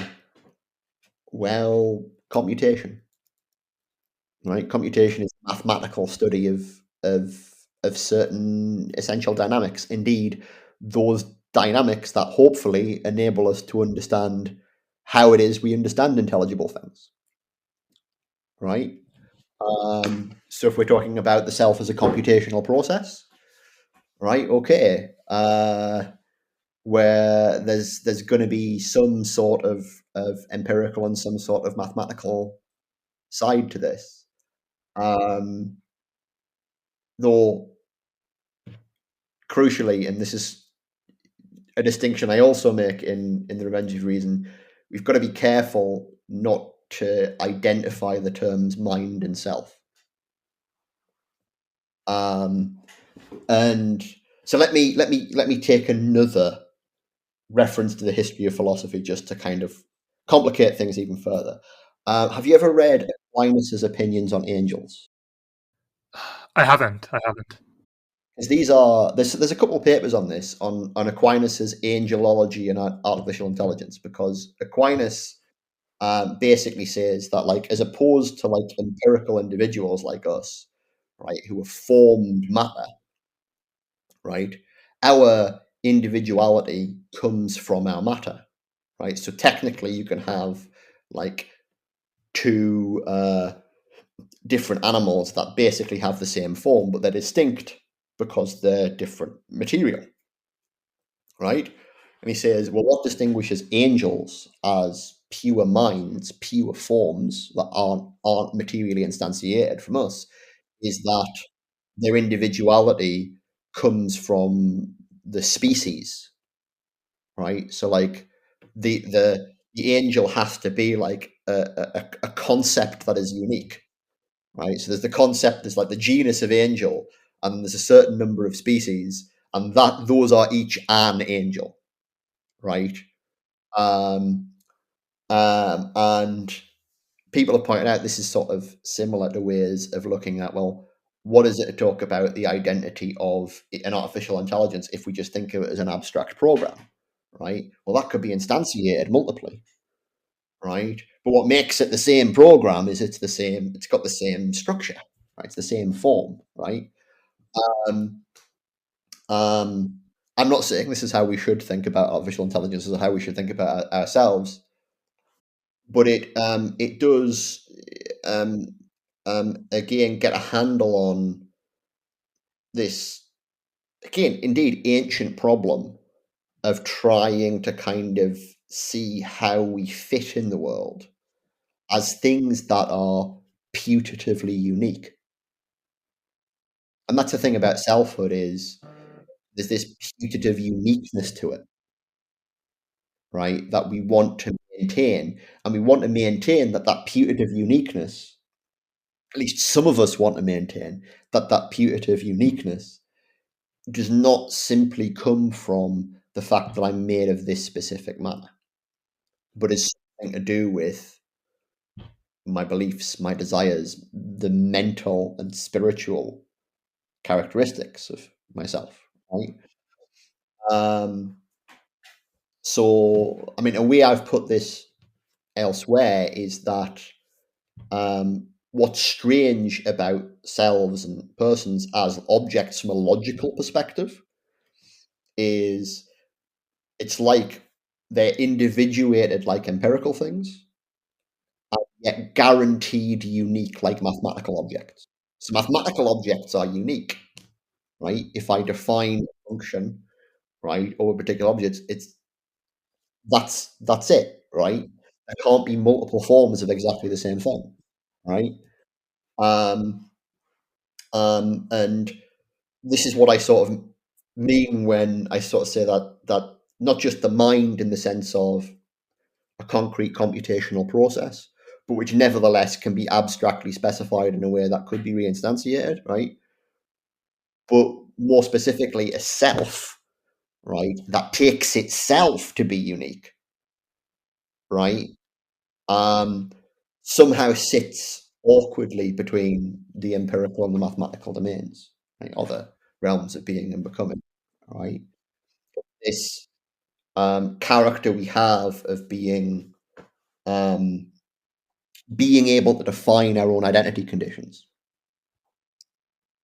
that makes selves strange, and that's, again, for anybody who hasn't read the book, and you won't have because it's not out yet.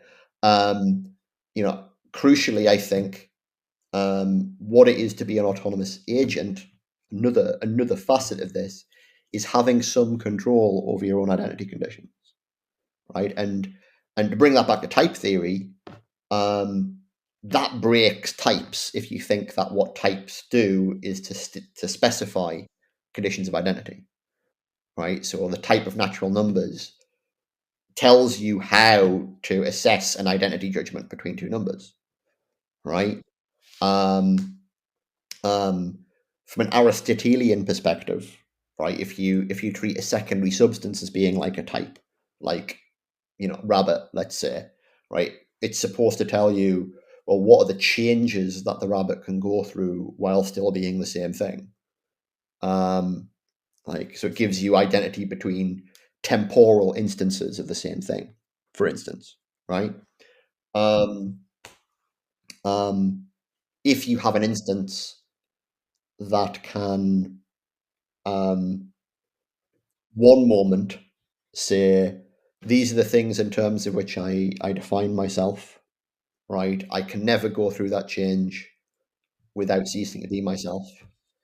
And yet maybe 6 months later decide, actually, no, I was a bit wrong about that. Maybe I can go through that kind of transition and still be the kind of person who I take myself to be. You've got a very different logic going on. It's not just that we're not indexed to some biological conception of identity like the Aristotelian rabbit, right? We can do weird technological transformations potentially, right? But that we have an active role in defining the transitions that wouldn't allow ourselves to persist as ourselves. One thing I kind of observed you working through in this chapter also had to do with in constructing a definition of the self and working through what that requires. Doing so in kind of a non-circular way. And one of the things you kind of bring in is, like notions of autopoiesis. And I'm also thinking about Kant's notion, I guess this gets into mereology here, but the parts that make up a self and how when you look at the whole from like a teleological perspective, then things at maybe like a lower level can't exactly.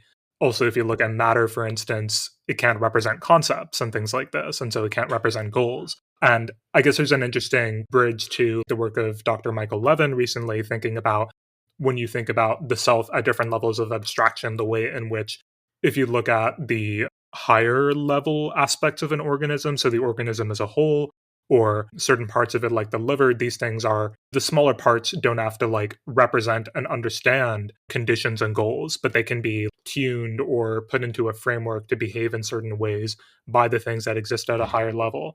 But when it came to circularity, another aspect I was thinking about too was you define, I guess, one way you define the self. You kind of bring it in a lot of ways, but one succinct version is like that which unifies our practical commitments and facilitates the ongoing process of holistic revision. And this and some of the other things you wrestle with reminded me of an argument for and a critique of a version of the self that's gotten trotted out from like Proust's idea of involuntary memory. Something like it is continuous over time, because if involuntary memory exists, then the fact that I have this memory as my memory guarantees the persistence of a unified self over time. And a classic criticism of this I've heard is that the very notion of memory or involuntary memory presupposes that this is my memory that I can attach to myself. And so you almost have to have a concept of there is the thing that I can attach this memory to prior to the notion of the memory. And so we end up in like a circularity there. And we get into Q memory and the whole arguments with Parfit. So where to start with? I mean, first of all, the self is horrendously difficult to define in non-circular terms. Like it's a really tricksy concept, right? In part because so many of the concepts you want to bring in to help explain it, like self-referential, right, already have self in the title, right? So like,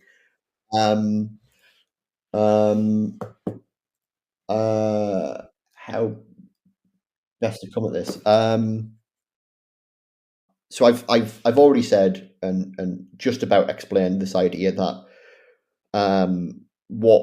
what's constitutive for autonomy is this ability kind of to have holistic revision in one's practical commitments as well as one's theoretical ones, right? So, and to just to double down on, or to explain the intuition a little bit more, the idea is, if any one of my practical commitments was completely unrevisable, right, that would be a kind of highest priority, like a foundational commitment, to which all the others were subordinated, right? And if that was the case, if that had been stipulated in advance, right, I could not count as autonomous. Right? I couldn't count as like self-legislating, because I'd have had it been legislated for me, right? Um, so the idea is, in order to characterize some kind of self-regulation, at the minimum that you need is some kind of coherentism about practical commitments and desire, rather than a kind of foundational, right? And this is another difference with sort of utilitarian perspectives, right? It's not foundationalist; it's kind of coherentist, right? Okay, but how? Well, one way of putting it is, how would you build a thing that was coherentist in this way, right? Like, how would you make something that, rather than having to have some fundamental priority in terms of which everything else was determined, right? Which is the way in which we're talking about building most artificial intelligences, or at least it's the way we were reasoning that they're going to be trained, right? If they spontaneously turned up, right? How would we build something that wasn't an automaton, but was autonomous in this way? The answer is, that's what a self is for. Like, functionally speaking, what a self does, or at least what the functional underpinnings of selfhood are, is that which enables you to unify all of your practical commitments in a way that allows coherent evolution, right, without itself being something that can't be revised. So we have, and the key to this is this sort of idea that, so in the paper I say there are various different historical ways of looking at selfhood, right? And one of them is to see the self as an end to which the body and everything else is a means. And this is the sense in which the self kind of unifies practical commitments. It doesn't unify them by being a substantive highest priority, right? But by being a kind of formal unity. This, I think, Heidegger gives the best basic account of this, which is what he says: Dasein is that for the sake of which. What it means is, like, all of my other projects and priorities can be understood as being part of the project of being the person I want to be, right? Everything is unified insofar as it's all part of being the project of who I want to be. Now the question is, who do I want to be? Right? That's the self-conception, right? But that itself can be problematized and open, right? That itself can be epistemically opaque in the way I was talking about before, right? I can have partial ideas, like I see myself as a teacher, for instance, right? Or that I see myself as a father, or right, that I'm committed to communism, or there are various things. It can even be, and this is something else I talk about, like, I see myself as fundamentally tied to my physical body and my specific DNA, and right, like, I can identify with specific things, right? All of these are part of this conception, which which orients the process of being who I want to be. But it's within the scope of that process and that question that the overarching question of, like, what am I going to do and why am I doing what I'm doing, right? Which incorporates all of my practical commitments, make sense as a unitary question. Sorry, I may be losing the thread of where I'm supposed to be taking this, so please do prod me and tell me where I should be taking this. Sure. Where I was maybe trying to get us to is just like the initial place we started was the difficulty with a notion of the self that is not circular in the way it defines it. So I think that was kind of ultimately where I wanted to get us to. The circularity for me, so crucially, and let me introduce this, the first thing you've got to disambiguate when talking about the self is there's two different senses of the term. One is broad, one is narrow.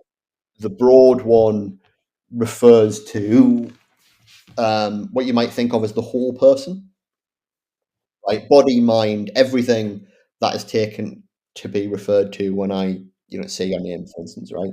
And there's this narrow sense of self, which is whatever it is that unifies these things, right? What's traditionally thought of as, like, say, the soul, for instance, right? The self is that bit of you, right? That is unifying the rest. So you've got this question of, say, looking at the problem of personal identity, right? Like, what is it that makes the person identical over time? What is it that makes the whole person identical over time? And one answer to that is, well, there's this self bit, right, which is the essence, that's the core. And as long as that's the same, then the whole person is the same over time. The problem with the circular definition is to do with autopoiesis. So in autopoiesis, the idea is organisms maintain themselves as the organisms that they are. It's very Aristotelianism. Like it's self-producing, right? But if you ask a question like, okay, so what exactly is it producing? Like, what are the ways in which it can differ from what it previously was, right? While still being the same thing, right? What's the template that it's abiding by, right? What autopoiesis theorists will inevitably do is sort of say, well, they'll index it to what it actually is. Well, it's just producing what it already is, right? So if you want to look at the ways in which it can change, you just look at the ways it is, right? And I think that this is like fine analogically, like it's fine as far as like basic explanation goes, but it can't be elevated to a kind of Aristotelian metaphysical principle on the basis of which you could then explain personhood. Right? Basically, to put it in other terms, I think it's an analogy with personhood, and so can't be used to explain personhood.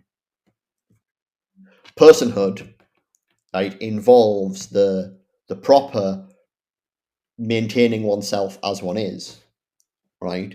But what's constitutive of that personal self-maintenance, right, is that you get to define the kinds of changes that you can undergo and still be who you are. So thinking about you being able to define the kinds of changes that you undergo and like the idea that I can have some say in who I'm going to be in a year, that's very much like the second order libertarian free will. I was thinking this actually might get us to like a good place to talk about some closing thoughts, in that the notion of like freedom and how that relates to aesthetics is something that's very important for you. And I really liked this line that you said in multiple places, that the very possibility of aesthetics is the whole point of ethics. We could maybe break that down a little bit and how you think about freedom as like its own concrete domain of aesthetic exploration and how you relate that to the concept of a self as well. Yeah. So this is going to get us a much better footing. So another way in which I differ from utilitarians, and this turns up in the McCaskill interview, is I think that utilitarians collapse what I'd call the right and the beautiful into a kind of homogeneous good, right? And I think it's important to keep these two cardinal values separate, right? When the utilitarians collapse them, you end up with this idea of mandatory excellence, right? Like the way things ought to be is the best way they could be. You're obligated to produce the optimal solution, right? Where, from my perspective, the right is what is sufficient, right? The obligation is what's sufficient to meet it, right? But there are still things that are good, that are better than what you're obligated to do, right? Or which are good, but that are better than you're obligated to receive, right? And that's the domain of the beautiful and the aesthetic. So I think of beauty first and foremost as a kind of value, not as a kind of quality. It's not about prettiness, right? It's about excellence, right? Now, things can get a lot more complicated than this because I do think that so you know how earlier I was talking about my conception of truth, and I was saying, I think there's within truth as a whole, there is also objective truth, right, which talks about the real. And you might think of this as sort of like the most form of truth, like the essential form of truth. So if truth is in some sense about attitude independence, right, it's about allowing ourselves to potentially be wrong, right? Objective truth is absolute attitude dependence. It's allowing ourselves to be the most wrong we could possibly be, right? Not giving ourselves any out for allowing ourselves to stipulate that we're right. That's what it is to talk about reality, right? So there's a difference between what you might think of as a formal notion of truth and a substantive one, right? And I think that same thing applies in the case of the other two cardinal values. So I think there's beauty in the formal sense, right, which applies to any kind of excellence, right? Including like excellence in purely instrumental domains. Like, you can have really excellent tools, right? You need them to do specific things, but they're better than they need to be. They're great, right? That's beauty of a sense, right? In this formal sense. I also think that there's what you might think of as like an almost form of beauty, the essential, the substantive form of beauty, right? Which is where the kind of beauty that we're interested in art, right? So, so when I say beauty is about excellence, another way of thinking about this is to say that it's kind of unconditional, right? It's non-instrumental, right? But in that formal case, it's kind of relatively non-instrumental, right? Like it's better than it needs to be, but it's still defined in relation to that need. So the excellent tool is still defined in relation to the purpose to which it is put, right? Whereas the kind of beauty that we're interested in art, being a bit more Kantian, has a kind of formal purposiveness, right? It's not related to any specific purpose, right? It's not supposed to do anything in particular, right? Yeah. And I think you can see both sorts of beauty as having a relationship to freedom, right? The excellent, right, is improving our possibilities for action. It's like it's expanding freedom in one sense, right? I tend to think that the sort of beauty involved in art is enhancing our freedom in a different way, right? Is through inspiration, right? Is the normal example that I give, but I think it's potentially broader, right? By the way, I also think there's this split within right. I think you can talk about right as in, so like, if we played a game, right? If we played chess, I could say, look, you're doing the right thing or you're doing the wrong thing. Like you're not abiding by the rules, right? But that's different from the sort of ethical sense of right, which is substantive, which is something like what you should do in the last instance.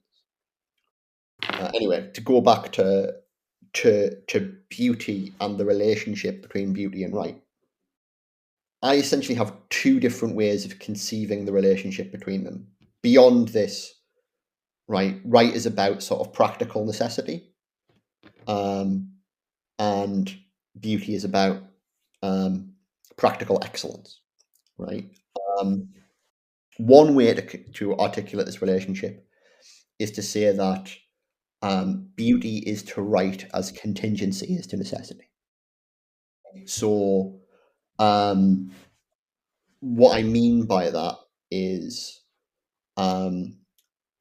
that, and this comes back to what I was saying about unconditionality.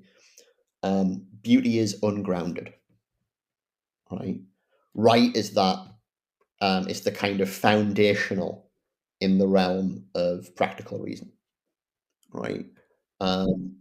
Right is what is necessitated, right, by some kind of link to some kind of foundational consideration or ultimate priority, right? Beauty corresponds to that which you should do or which should be done or should be in some sense, right? But for no ultimate reason, right? Which corresponds to what I was talking earlier about the sort of coherentist character of certain kinds of practical reason. So contingency, necessity. The other way I see the relationship between them, and this comes back to the quote you gave me, is I think that beauty is right is a means to the end of beauty. And to put this in different terms, so I'm saying like there's got to be some kind of like foundation of the normative domain, right? This is where things kind of go in a bit of a twisty circle, right? I think that aesthetics is actually foundational, and what I mean by that is beauty as kind of absolute unconditional value is itself what is most unconditionally valuable, right? It's that which we have to do.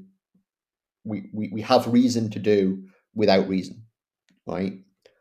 Um, um, and that makes it a kind of end that doesn't need to be posited, right? And a kind of ultimate priority of sorts, right?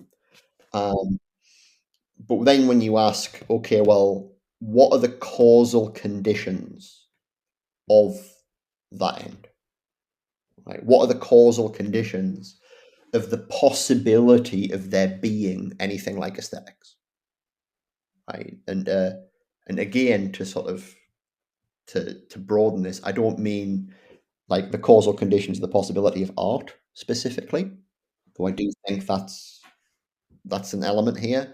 I mean the causal conditions of the possibility of us pursuing anything for its own sake, right? Pursuing excellence, right? Beyond the point of what is necessary, beyond the point of what's required by some need, right? What is it that are the causal conditions of that, right? And that's another way of talking about freedom, right? Freedom in the sense of the capacity for agency and the capacity for making autonomous choices and choosing ends for ourselves, right? That's the condition of the possibility of freedom in the more developed sense of flourishing, right? So that's where I think the normative force of ethics comes from. I think the fundamental normative force of ethics is it's what is needed, right, in order to enable the kind of flourishing, which is the pursuit of of of of independent values, right? Things that we take to be worth it for their own sake, right? Be that, and I give plenty of examples in the paper. Like I'm always using jazz as an example because I love it. mainly because it's epistemically opaque to me. But like, what is the condition of us getting ourselves into a position where we can engage in this process of just exploring something that we take to be worthwhile for its own sake, where why it's worthwhile and exactly what it is not something that's immediately apparent to us. There's a truth there that can't simply be reduced to anything else. Yeah, so that for me is the sort of fundamental relationship between those two sides of value. And I sort of stuck in the relationship to truth at the end, right? Which is that actually, when it comes to things like value concepts, right, that orient this kind of practical activity of doing things for their own sake, we can understand those value concepts again in terms of truth, and again in terms of a sort of attitude independence, even if it's not objective, right? There's something there that's generating this epistemic opacity where everyone who's doing jazz, right, can in some sense be surprised, right? Even though we've got this practice we're engaged in, something can turn up that we all recognize is that's brilliant, right? There's a truth to the fact that that's better than what we've been doing, and we couldn't have predicted it. So I was saying excellence can be found anywhere, right?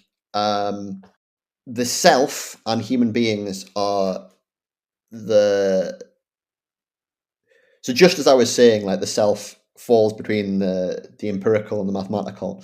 There's a crucial sort of falling between the right and the beautiful, right? Insofar as, again, what it is to be a functional autonomous agent, right, is a need. It's the thing that enables the real end, which is flourishing, right?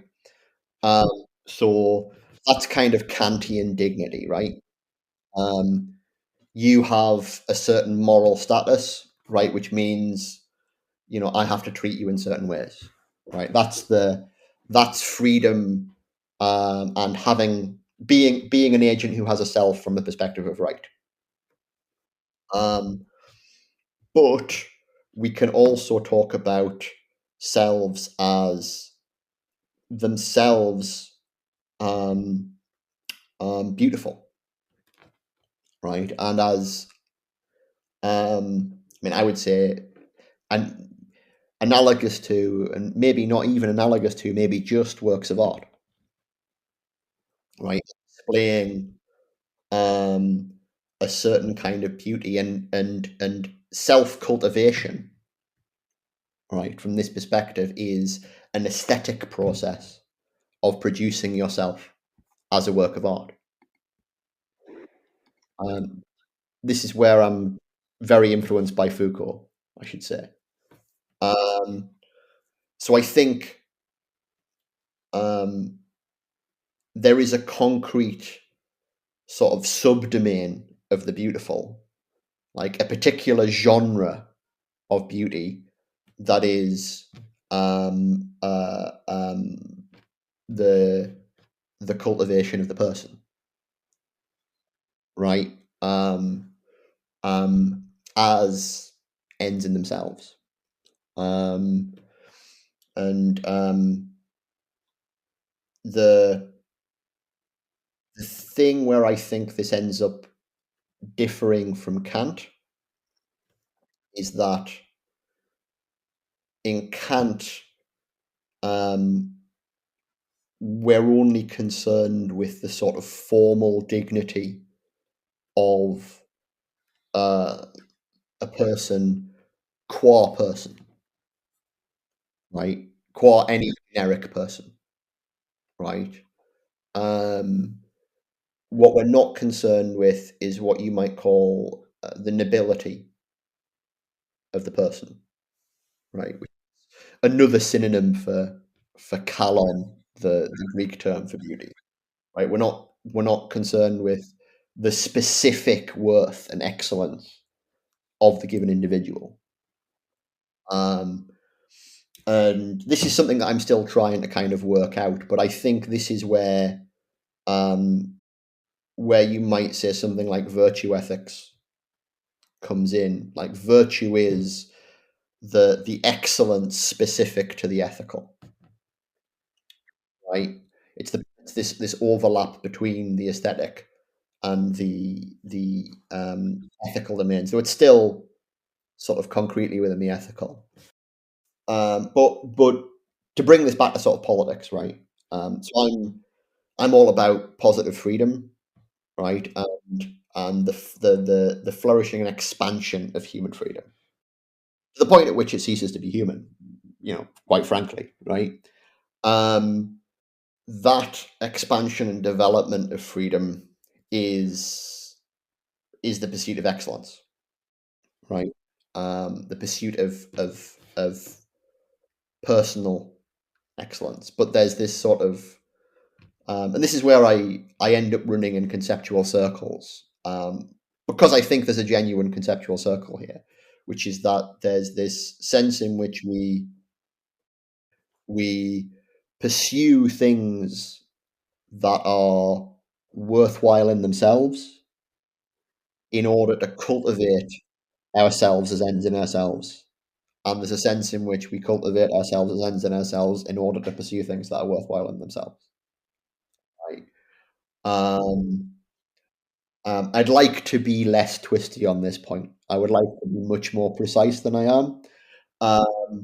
But I think this is the sort of the result of that Heideggerian conception of self that I was talking about earlier, where the self is kind of the formal unity of all of our projects, right? The self is there in order that our commitments can evolve in the correct kind of way. And the evolution of our commitments is precisely what's constitutive of the ability to pursue things as ends in themselves, right?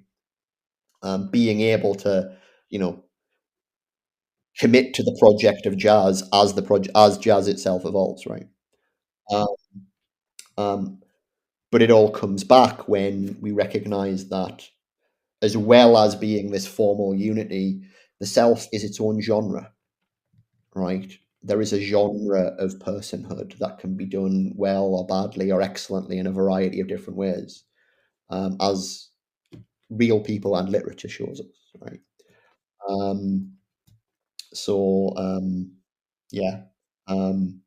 I'd like to be able to untangle that a bit more, but that's my basic picture. I like that as a picture, and also hope that you're able to untangle it a bit. I think this is a really good note to end on. I guess I like the notion of like aesthetics and the self and freedom as kind of a place to close things up. I admire your work a lot. It's super, super interesting. And I want to thank you for being so generous with your time and for talking with me. It's been an absolute pleasure. Thanks. Thank you, as always, for listening, and thank you to my guest, Pete Wolfendale. I hope you'll tune in next week, and again, please share around, spread the word, whatever speaks to you. It helps.